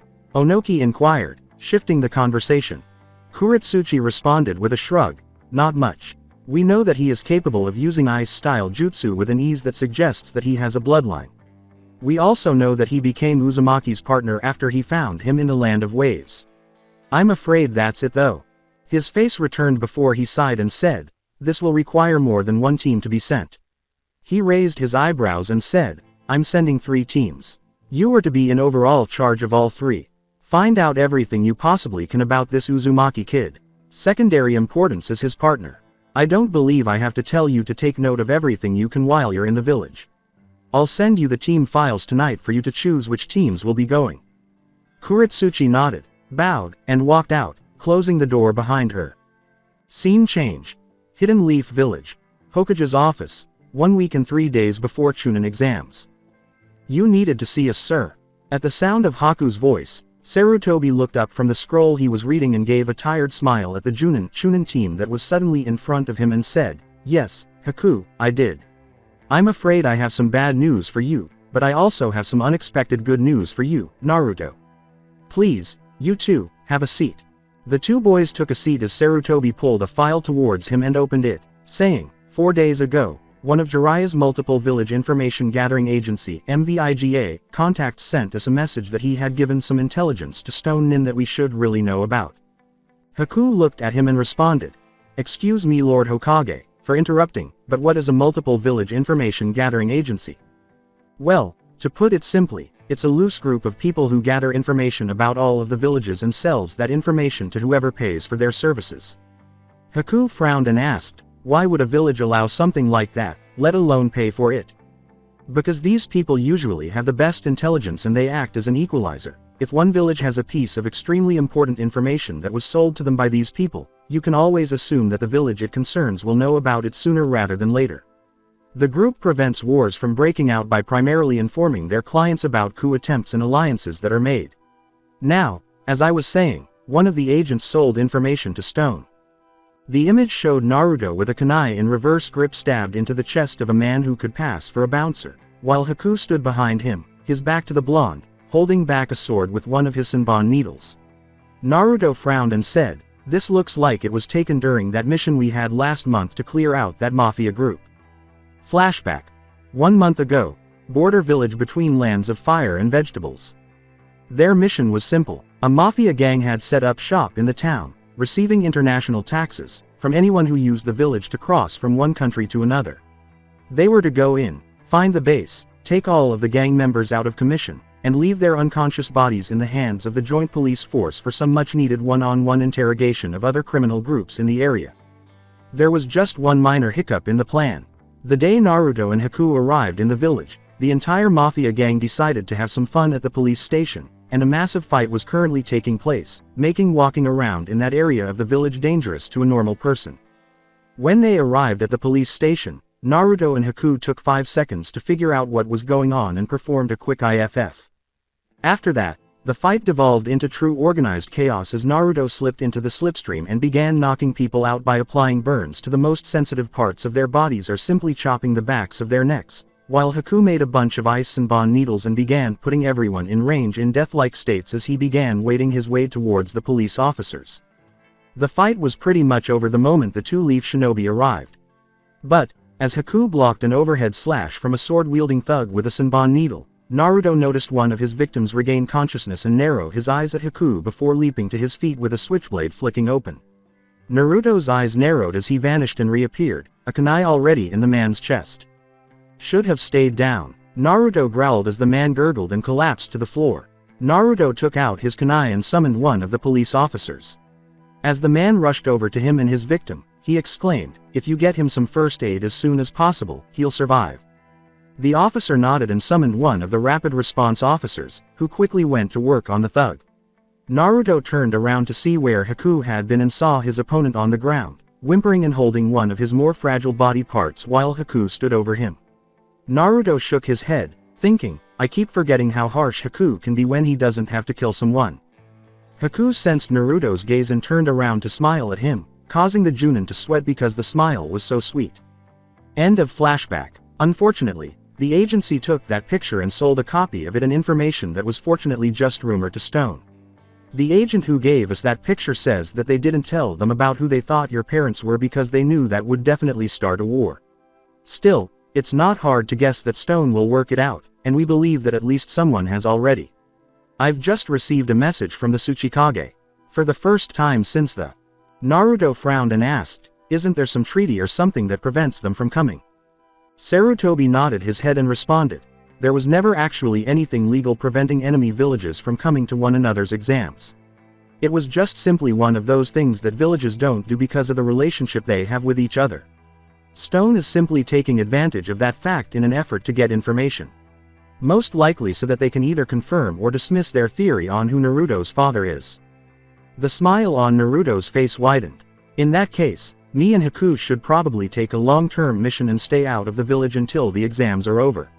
Sorry old man, but it looks like you'll have to find someone else to proctor the 3rd exam. Actually Naruto, I still want you to proctor the exam. If we try to hide you and Haku until the exams are over, that just shows Stone how much we want to keep you out of their sights, and they would be all that more determined to find out the truth. No, as much as I don't want to, we have to act like we don't know why Stone is suddenly sending teams to the exams." Naruto sighed, then looked up and said, "You said you had some good news, old man." Sarutobi nodded, allowing a smile to form on his face, before pressing the intercom button. Leaning in slightly, he asked, "Mrs. Reynes, could you please send our guests back in?" His secretary's voice came through the speaker in a soft tone. "At once, Lord Hokage. Fair warning, sir. One of them has been getting restless out here." "Thank you," Sarutobi said, as the door to his office opened and the 2 boys in front of him turned around to see the new arrivals. As soon as they did, Naruto stiffened in surprise. There were 4 of them, clearly a genin team with their Junin sensei. 2 girls, 1 boy, and a female teacher. Each of them carried a bladed weapon, though a couple of them appeared strange to the 2 boys. If you took away the fact that 3 of the 4 players had red hair and blue eyes, they would appear to be an average team. The other member had blonde hair that was surprisingly close to Naruto's hair color and storm gray eyes. What really piqued Naruto's interest were the headbands. They had a swirl that resembled a whirlpool. "No way," Naruto whispered before whipping around and giving his village leader a look that begged him not to pull a prank. Sarutobi smiled at him and shook his head. Naruto's face instantly relaxed into a relieved expression as they heard a voice behind him. "Finally, why did we have to wait outside so long, you old geezer? And who the hell are these two? Ow." Naruto turned around to see the boy clutching his head and the blonde holding a fist over his head, indicating that she was the one to discipline her teammate. The other females on the team laughed at the boy's misfortune. "Rico, show the village leader the proper respect." "Ow, Rachel, what the hell?" The boy, now known as Rico, asked the blonde girl. "Rachel, that's an unusual name," Haku and Naruto remarked almost simultaneously. "It's your own fault, you know. If you just talked to everyone with the respect they deserve, you wouldn't be constantly having a headache all the time." Rico turned to his red-haired teammate and said, "Shut it, Reina. Just because you're older than me by 6 minutes doesn't mean you can criticize me all the time." Reina's cheeks puffed out, and she appeared to be about to rip into her younger brother, when the oldest redhead intervened. "All right, you two, no more fighting in front of the Hokage. You can continue this once we're back at our hotel."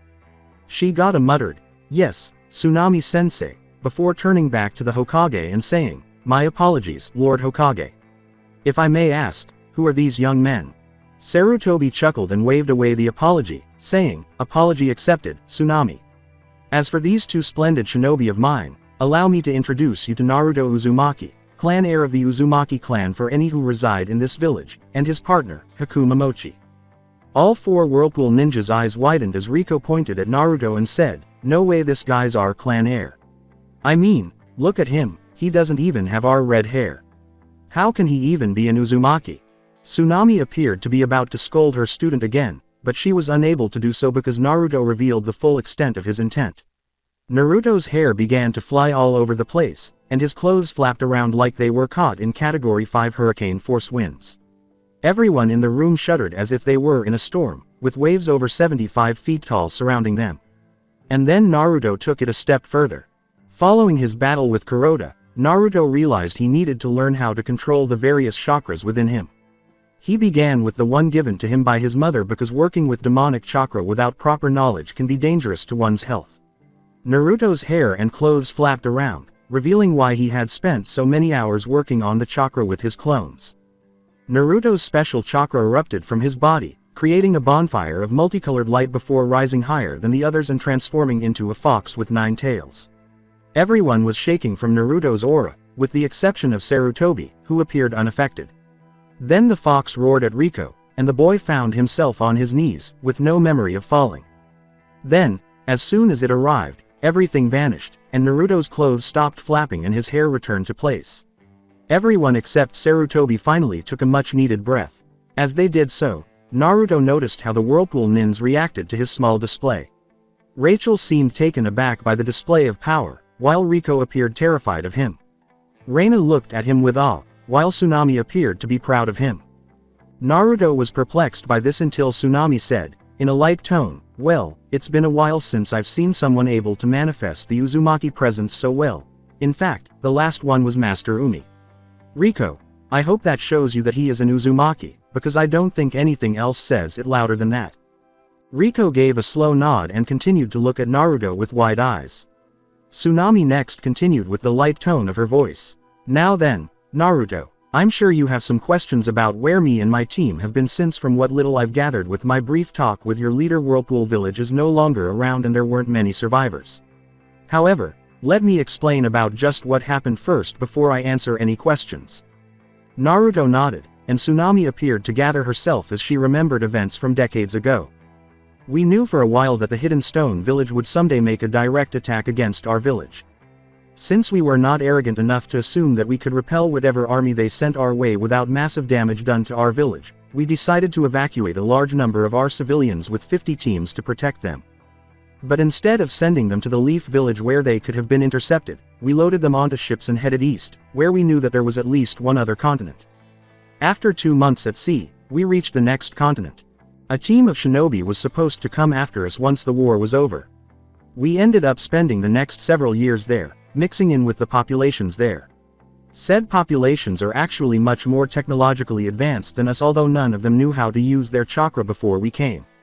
We began taking jobs there while at the same time teaching parts of the populations how to use their chakra. One of these people was Rachel here. After 10 years, we had to admit that Whirlpool was almost certainly destroyed and that the Leaf Village had lost the war. But then, 7 years ago, another Uzumaki came across the sea and found one of Ormini villages that we had set up in the coastal town of Bengal. His name was Kiba, and he told us that the Leaf had won the war 2 months after our village's destruction and that he had been looking for survivors. Tsunami's eyes closed briefly before she said, but by that time, many of us didn't want to go back. We were comfortable in a place where they had technology unlike anything we had here. Why should they have to go back? Still, a number of the older generations wanted to return. Whirlpool was our home, and it was our duty to return to that home, even if it was just to help let old ghosts finally rest in peace. Kiba wanted to stay because he had finally found the rest of his. Naruto stared as the shock of what Tsunami said penetrated his mind. There were more survivors from the Whirlpool village. Survivors numbered hundreds, if not thousands, more than any village's previous best estimate. I'm not the only one who can walk in the sunlight. It was an incredible thought, that there were others who lived comfortable lives and weren't obsessed with vengeance like Kuroda. Sarutobi coughed to get everyone's attention, and then he said, Naruto, there's one more thing Tsunami forgot to mention. Since the Chunin exams are so close, she wants to enter her team so that they can compete against the ninja on this continent. This means they'll be here for at least another month. Naruto frowned and commented, that could be a problem. I'm pretty sure Haku took the only empty apartment that Mr. Adregas owned. And I'm not going to let them suffer by staying in a hotel for an entire month. Hey, how come this Akunta decides where we stay? One Riko asked, pointing his finger at Naruto, who looked back over his shoulder with a raised eyebrow. Rachel bashed him on his skull again and said, show your clan heir proper respect, Riko Baka. Reina chuckled again at her brother, but before Riko could start another argument with his sister, Sarutobi coughed, drawing everyone's attention once more as he said, since Naruto is technically your clan leader while you're in the village, it's up to him where you stay. On that note, Naruto, you could move into your parents' home. That should allow you plenty of space. Or, if you want, you could theoretically take over the Senju clan compound because your great-grandaunt married the first. Tsunade has also stated unequivocally that she does not want to return to the village, which makes things even easier. Naruto cocked his head to the side in thought before shaking his head and saying, I believe I'll stay at Mom and Dad's house. We'd have too much trouble with the civilian council if we moved into the Senju compound.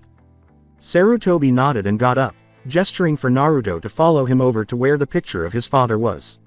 When the old man took the picture down, Naruto saw the seal that he now recognized as a blood recognition seal, which he had used frequently on scrolls that contain things that not everyone should have access to when he did missions between the village and the capital. Knowing what to do from when Sarutobi had taken a small amount of his blood 7 years ago, Naruto. Inside the safe was a small scroll labeled, Hirishin, the real reason it works. Naruto ignored the scroll because he had already read it and reached behind it where he saw a small key. Naruto took out the key and noticed a stylized whirlpool on the side of the key that he could see. Out of curiosity, he flipped the key over and saw on the other side a symbol that looked like a swirling wind blowing what he assumed to be small leaves around. As Naruto looked down at the key, 100 thoughts raced through his mind. He was jolted out of his reverie by Sarutobi, who said, Don't worry about the council, Naruto.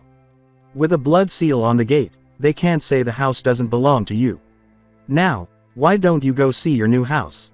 Naruto nodded as he and Haku disappeared. What the? Rachel inquired with wide eyes, before she and Tsunami vanished as well.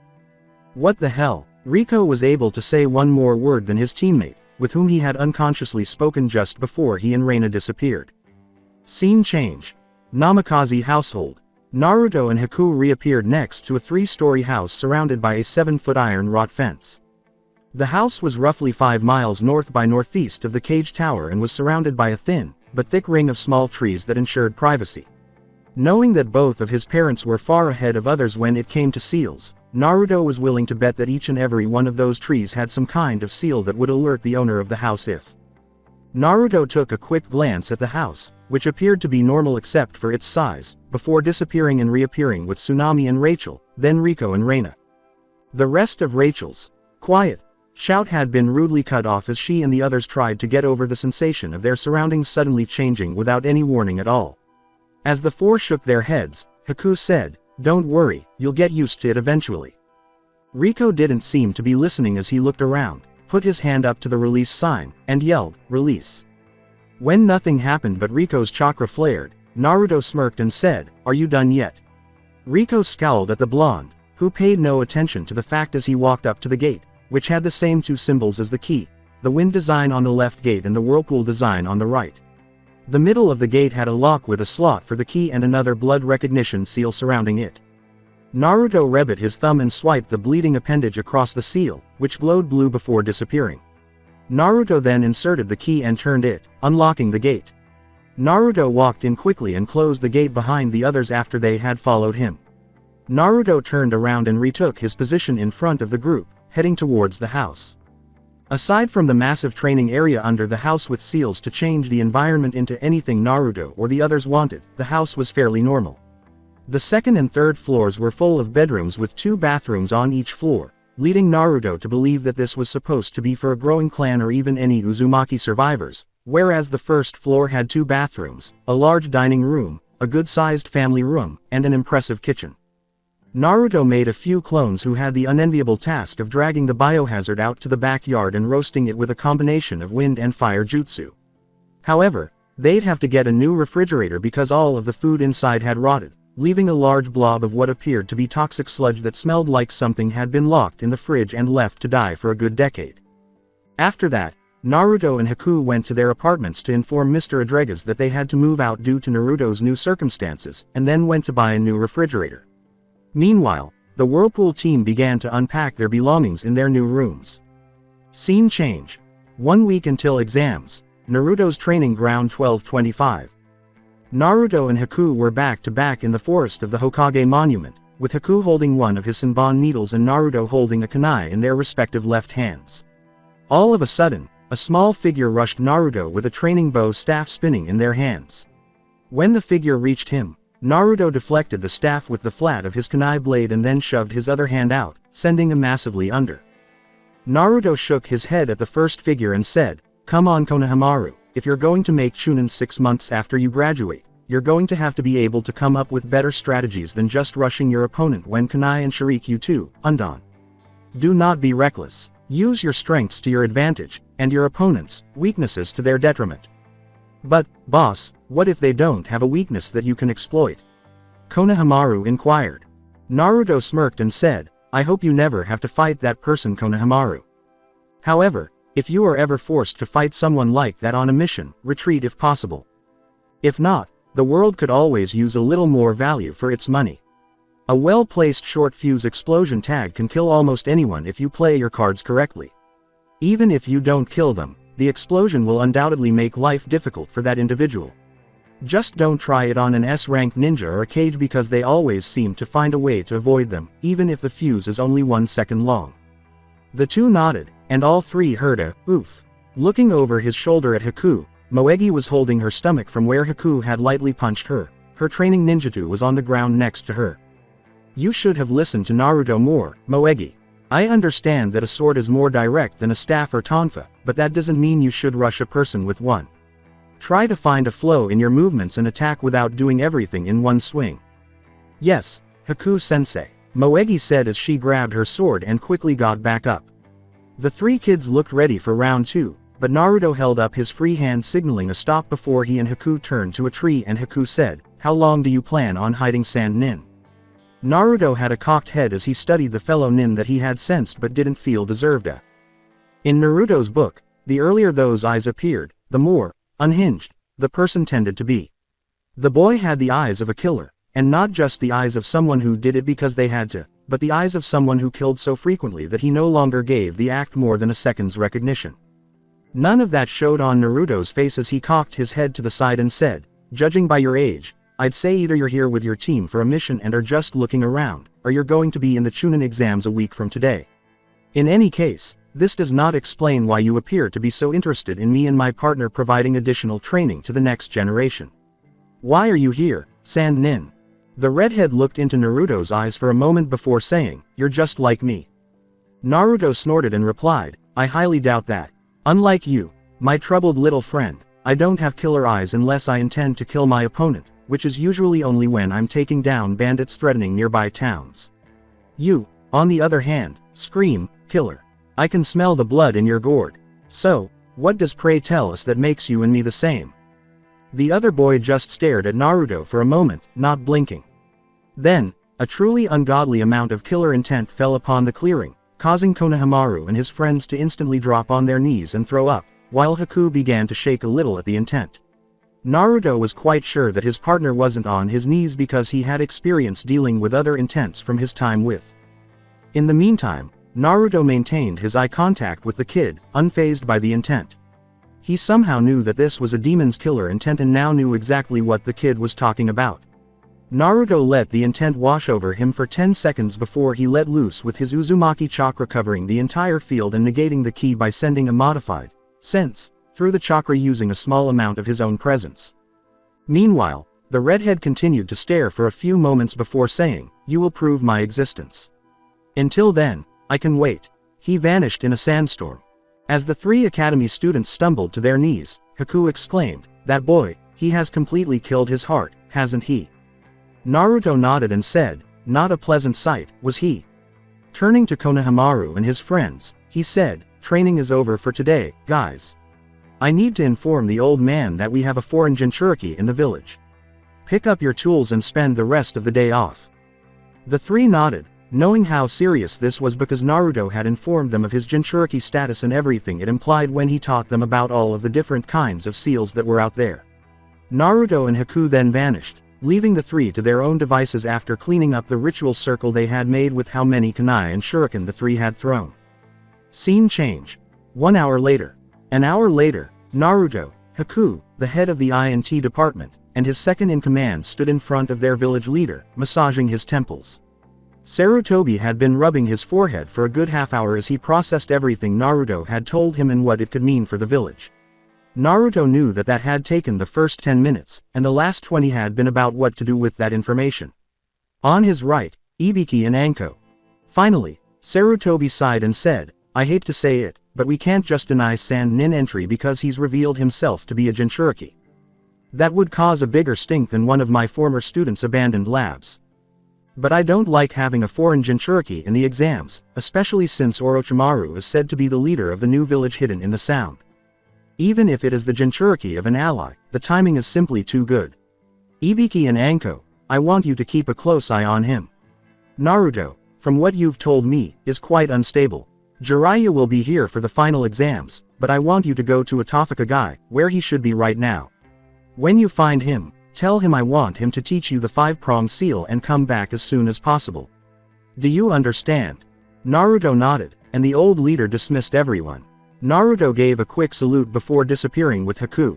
Scene change 5 minutes later, Uzumaki household.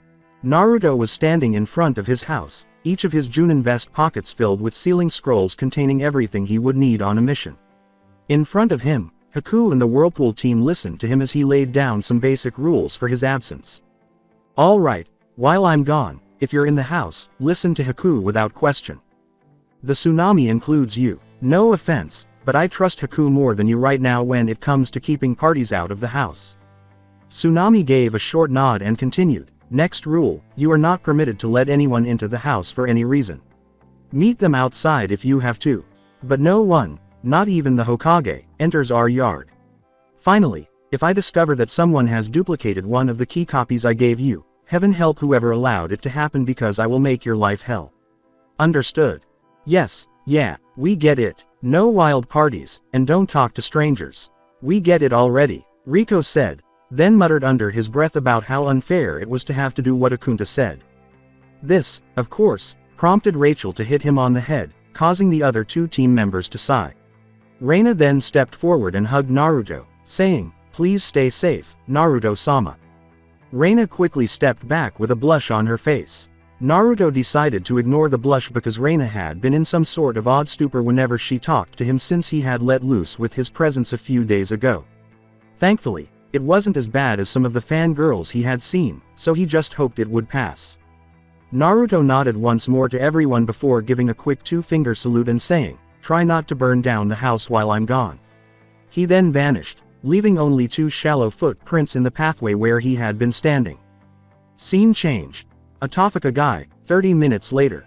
Naruto was on the roof of a small casino in the red light zone, with his eyes closed and his chakra field out to its full extent and lightly pulsing every minute.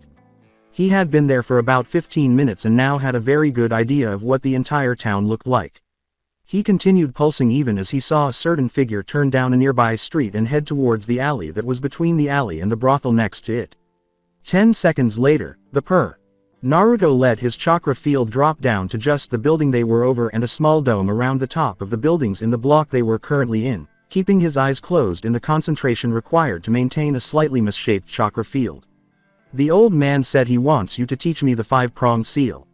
He also stated that he wants you back in the village as soon as possible. Jiraiya looked perplexed for the first part, but sighed at the end, giving his godson a side glance and saying, "The only reason the old man would want me in the village as soon as possible when I'd already planned to be back within a month would be that he's concerned about village security.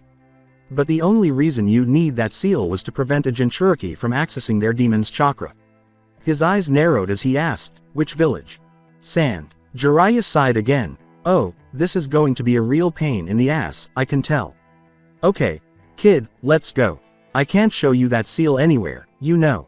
Naruto nodded, and the two vanished. Scene change. Sarutobi's office at 10:30. Sarutobi and his clone's heads snapped up from their papers as he felt two presences enter his office without appearing to use either door or window. Seeing the two newcomers, he raised an eyebrow and said, "That was quick. I didn't expect either of you to return until at least tomorrow." Jiraiya shrugged and said, "Kid got it in only a few hours. And I still had a few things to discuss with one of my contacts. Now, what's this about a foreign Jinchuriki in our village?" A loud yell echoed throughout the Uzumaki household, followed by a voice shouting, "Naruto! I'm going to kill you. I don't care if you are our clan heir, you are so dead." In the kitchen, Naruto looked up from the newspaper in front of him and chuckled, thinking, "Bucket of water alarm clock successful." He then vanished as one of Riko's katars stabbed through the air where he was sitting. Riko, thoroughly soaked, looked around the room until he spotted Naruto leaning up against the counter, still reading his newspaper.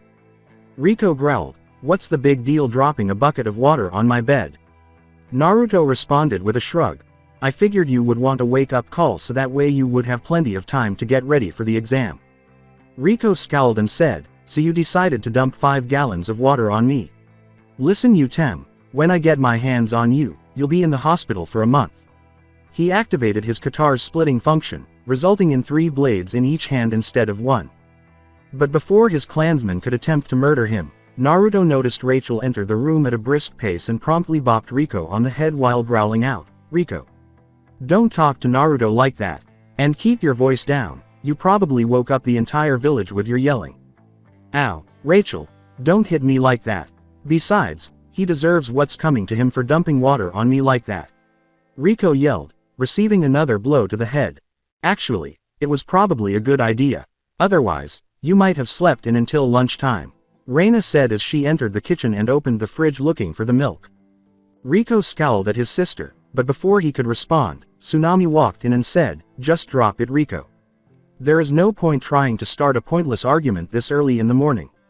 Riko's mouth opened and closed as he attempted to construct an argument against the treatment he was receiving this morning, but a pointed glare from his half-awake sensei stopped him in his tracks. Naruto smirked at Riko's misfortune and said, "As entertaining as this is, we really need to get going. Are you ready, Haku?" Haku, who had witnessed the entire event from his seat at the table where he was finishing off a bagel, nodded as he stood and said, "I'm ready, Naruto." Naruto nodded and said, "Then let's go. Remember, guys, be at the academy no later than 9. With those final words of parting, he vanished, leaving Haku to form an ice mirror and follow his partner. Scene change. Academy. Naruto reappeared in front of the academy. 10 seconds later, an ice mirror appeared, and Haku walked out of it before the mirror's molecules separated and turned into vapor, which quickly diffused in the morning air. Naruto smiled at Haku and said, "Have fun." Naruto received a grin in return and watched as his partner entered the academy before disappearing again as he headed to the Hokage Tower, where a number of Junin planned to watch the first exam through a crystal ball 20 times larger than the Hokage's personal one. Meanwhile, Haku made his way to the third floor.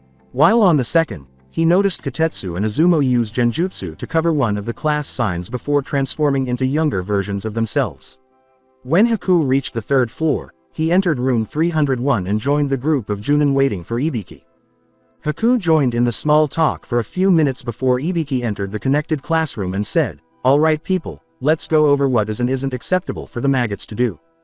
3 hours later, Haku, who had a thin faceted ice mirror in one of the room's corners, noticed Naruto's relatives and a teammate enter the room.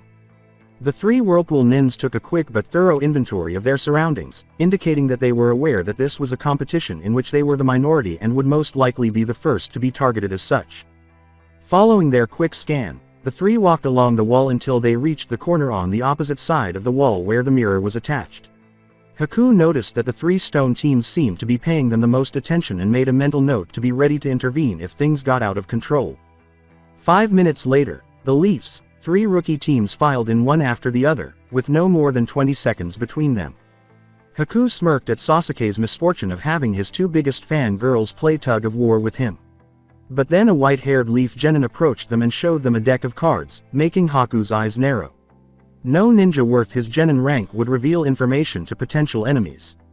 That boy was hiding something, and Haku disliked the fact that he had no idea what it was. Ibiki said from Haku's side, where he was also watching the genin, "I see you've noticed it as well." Haku responded with a nod. That one is planning something. Whether it is to use the rookies as meat shields, or to get a read on their mannerisms so he knows what to expect from them, I'm not sure. And it could be something else completely. Ibiki grunted, and the 2 watched as the glasses-wearing nin continued to string the rookies along. But then they noticed the sound team moving through the crowd towards him. Ibiki's eyes narrowed as he and Haku watched the nin dodge a punch from one of the sound nins, only to collapse to his knees and spew the contents of his stomach. Ibiki growled, "I think they've waited long enough." "Yes, sir," Haku replied before donning his mask, which had the mist mark smoothed over and then repainted. The 2 of them, along with a small group of Junin, vanished in shunshuns. Ibiki reappeared in the room with all the genin and yelled, "That's enough.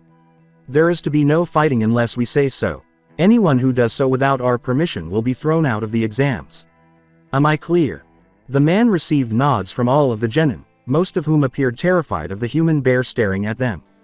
Ibiki gave the sound team a particularly nasty look before holding up a card with the number 1 on it and saying, "Good, now that we understand each other, pick up one of these numbers, get into the next room, and sit down in your seat so I can explain the next test." The genin quickly transferred from the waiting room to the testing room, causing a large scrabble. They didn't seem to want to make the bear in front of them angry. After everyone had taken their seats, Ibiki made his way to the front of the room, accompanied by Haku. Turning to face them, he started laying down the rules. "Alright maggots, listen up, because I'm only going to say the rules once, and there will be no questions. Now, in front of you, you'll find a piece of paper. Do not flip it over until I explain all of the rules. Rule number 1. Each of you starts out here with 10 points. The test has 10 questions, each worth 1 point. For each question you get wrong, we subtract a point from you. If you get all 10 right, you retain your 10 points. But if, for example, you answer 3. Rule number 2. This written test is still a team event, and passing or failing will be determined by the sum of the points held by 3 members of each cell. The goal is for each team to have as few deductions as possible from its joint 30-point total. Rule number 3. If a candidate engages in unusual behavior during the exam, the proctors may suspect cheating and deduct 2 points from each member of the cheating team. "We'll be watching you," one of the Junin in the middle of the vertical row of windows said, tapping his clipboard. "As will I," Haku said as mirrors formed in the room, 1 in each corner and 2 on the ceiling. The genin's stunned murmuring turned to stunned silence when another mirror formed behind Haku, and he stepped back and appeared to merge into the mirror, causing his image to appear in all of them. Ibiki gave a dark chuckle and stated, "Last rule. If one person loses all 10 of his or her points, the entire cell suffers, regardless of how the other two members perform, will be disqualified. But that is unfair, Sakura exclaimed, with the other genin muttering their agreement. Silence, Ibiki yelled, forcing everyone to stop talking, before saying, those are the rules. If you don't like them, you and your team can leave right now. Now, you have 1 hour, get started. Ibiki and the other proctors grinned as they heard some of the genin make gurgled sounds. The scarred one smiled to himself and thought, let the fun begin. For the next 45 minutes, Haku and the other proctors were entertained as various genin devised ingenious ways to cheat without being caught. Unfortunately, they had to let the last Uchiha and the few Hyugas in attendance get away with their dojutsu, even if Hinata tried to hide the fact that she was using it with a minor genjutsu. Others were far more interested in figuring out how they were getting their answers. The Whirlpool Nin had each sent chakra through the tables they were sitting at and pushed a thin amount into the other test papers to get their answers. The Sound Nin seemed to be actually listening to everyone writing for the answers, while the Rock Nin appeared to be using the vibrations from all of the people moving pencils across paper to know what to write down. While most of the other genin didn't do anything fancy, some of them came up with. Finally, 45 minutes later, and nearly half of the teams with their figurative hands in the cookie jar, Ibiki called time, saying, all right maggots, pencils down, it's time for the final question. As soon as he had everyone's attention, he continued. Before we start, there are a few additional rules you should be aware of. First, you must decide whether or not to take the 10th question. What? Why would anyone choose to skip the 10th question? A sand kunoichi with her hair in 4 ponytails inquired. Ibiki gave a dark grin and said, because of the next rule. If you refuse to take the question, you will receive a 0 on your test regardless of how many points you have, and both you and your team will fail. What? Then, of course, we will take it. What kind of idiot would refuse? Kiba shouted. Ibiki smiled and said, someone who also understands the final rule. If you choose to take it and get it wrong, your team's score will be reduced to 0, and you will never be able to take the exam again. Furthermore, even if you fight in 10 Shinobi Wars, you will remain a genin indefinitely. Haku mentally chuckled at all of the genin freaking out and thought, and now we see who really has the strength to go the farthest. But even as he thought this, teams started dropping out like flies. Sometimes it was just one of the team members deciding that he or she couldn't handle the stress. Other times it was the whole team. One thing Haku noticed though was that the Whirlpool and Rock Nins didn't seem to be the least bit worried. Haku frowned, wondering if those 4 teams knew something the others didn't, but before she could think about it any longer, Ibiki took one last look around the room and said, it's time for the final question. If any of you intend to play it safe, now is the time to leave. There were a few concerned looks, but no one else left. Ibiki nodded to himself and said, well, I guess we'll just get to it then. Congratulations to everyone who passed after the 10th question. Haku swore he heard crickets outside during the 10 seconds of complete silence in the room as the genin's brains tried to match what they had just heard with something they could understand. Unfortunately, the quiet always comes before the storm. What? Ibiki grew a tick mark before doing a few hand signs that the rookie Leaf Nin instantly recognized. They were just in time to cover their ears before Ibiki's head grew to truly massive proportions and he yelled out, well you maggots shut up. Ibiki's head returned to normal proportions, and he glared at the now silent genin before saying, now then, allow me to explain just what this was all about. Scene change. An hour later. Gate 1 access to the Forest of Death. Enko gave another count of the teams in front of her and thought, 24 teams. They've either got balls of gold or Ibiki is getting soft on me. Nah, not possible. If Ibiki was getting soft, he'd have retired by now. Gaining a grin that scared the genin even more than Ibiki's, Enko said, all right, maggots. Welcome to my small home away from home. This is Training Area 44, but I and the other actual shinobi refer to it as the Forest of Death. Don't worry, one quick run through here and you'll be calling it that as well. A massive roar filled the air, causing the trees of the forest to lightly sway as if the massive behemoths of the forest were caught in a rough wind. Enko turned slightly to look over her shoulder with a smile and said, sounds like the tiger population is doing well.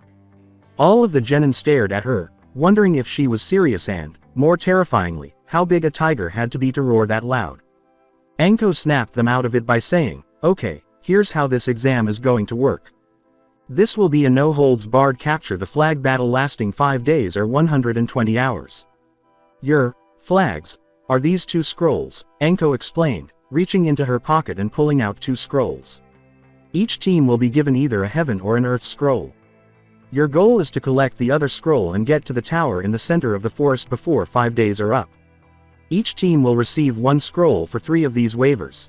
She returned the scrolls and removed some waivers from a pocket sewn to the inside of her coat. The Leaf Village isn't responsible if you die in there or not, so the waivers. You and your teammates have 30 minutes to sign the form and get a scroll from the booth by the fence. Think carefully before signing because going into that forest will jeopardize more than just your ninja career. Any questions? Yeah, what about food? Choji shouted. Anko smirked and stated, there's plenty of nature's bounty in the forest. Just watch what you eat, because there's a lot of nature's wrath in there as well.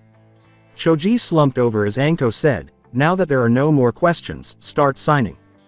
30 minutes later, all of the teams had signed their forms and were heading to their gates. A waterfall team stayed behind near gate 1, but otherwise it was just Anko and the 3 chunin who had been sitting in the booth. The snake summoner decided to indulge in one of her vices while she waited to send the poor genin into her favorite place in the village, so she created a mud clone and gave it some money before sending it to get her some dango. The clone returned 10 minutes later, just in time for Anko to begin the exam. She took the bag of dango and cup of red bean soup from the clone, dispelled it, and set her treat on the booth's counter, sending a small glare at the chunin there warning them not to touch. She then grabbed the handheld microphone hanging from one of the walls and turned it on. Anko's voice caught the attention of all 44 teams as she said, all right maggots, the second exam begins right now. 44 gates opened simultaneously, and the teams dashed into the forest as the chunin closed the gates behind them and proceeded to lock them with chains held together by 3 padlocks. 30 minutes later, Anko was laying on the top of the shack, putting the finishing touches on the hidden leaf symbol she was making in a nearby tree with her dango sticks, when a chunin appeared in a shunshin. Turning her head to look at him, she saw his serious expression and asked, what is it? The chunin saluted briefly before saying, I need you to come with me, ma'am. The bodies of a team taking this exam were just discovered. Outside the training area. Anko frowned before leaping from the roof, landing next to him, and saying, lead the way. The chunin led her to a small ring of Buddhas that was a 10-minute walk from the training area. Inside the ring, there were 2 more chunin looking down on 3 bodies. As Anko walked into the ring, she noticed blood on some of the Buddhas, with one's front almost completely covered in it. Shaking her head, she said, that is not the way to treat a Buddha.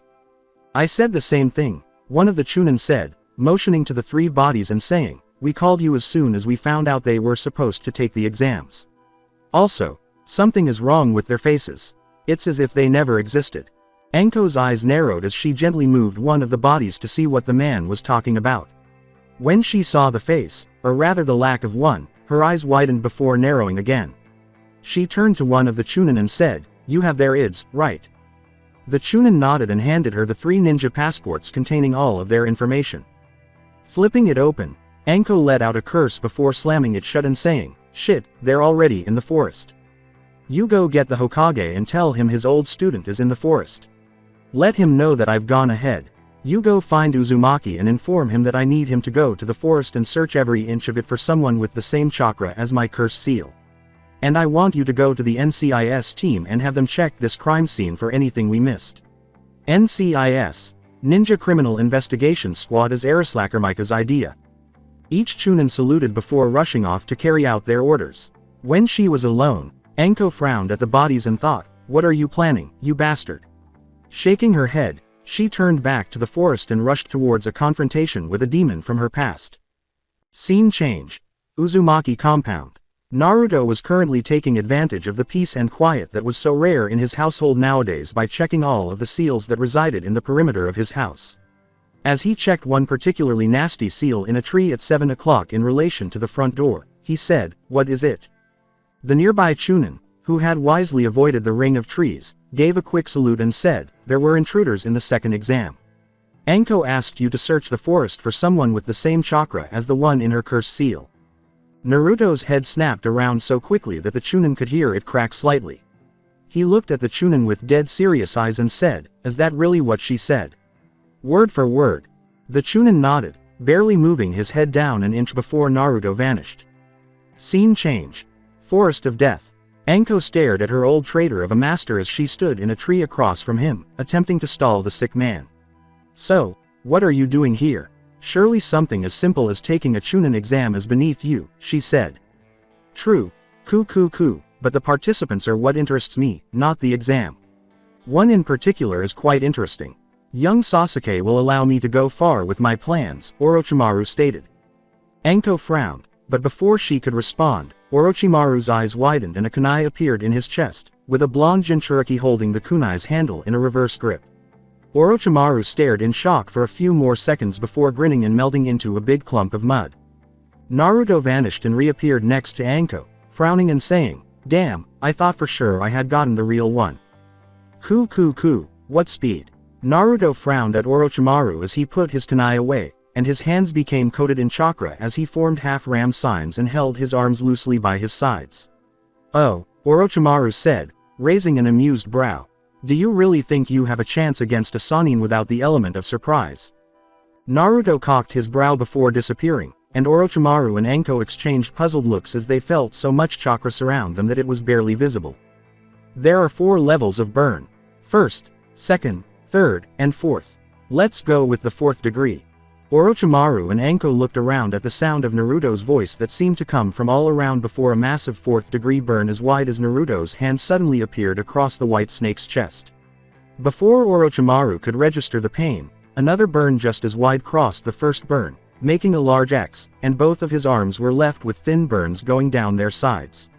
Only then did the enemy begin to feel extreme amounts of pain. The blonde reappeared in front of Orochimaru, his foot already in the side of his opponent's face, and Orochimaru's hands vanished before reappearing a second later in the bird's sea. Hundreds of invisible Senbon needles made of wind shot out of the blonde's mouth at impossible speeds and tore through Orochimaru's body, but when the body landed at the end of the branch, it lost all similarities to a human body as it caved in on itself and was revealed to be a mud clone. Naruto's eyes narrowed at the mass of mud as he softly cursed under his breath. Damn it, when did he flip the switch? I didn't even notice it. Where has that jerk gone? Naruto's chakra mist transformed into a chakra fog as the blonde attempted to locate his target, while Anko stared at her comrade in disbelief, thinking, he actually forced him to retreat. I know he's an elite Junin for a reason, but still. Meanwhile, Orochimaru was currently making his way out of Dodge Underground. He finally felt that he was far enough away when he came to the last ring of trees before the fence. Pulling himself out of the ground, the snake winced at the burns across his upper body and arms hitting open air. Looking back into the forest, he frowned and thought, that boy is dangerous. I will need to make plans so that he doesn't interfere with my goals. He then turned back to the fence. I will continue the story in next part. Till then, we weeb offline.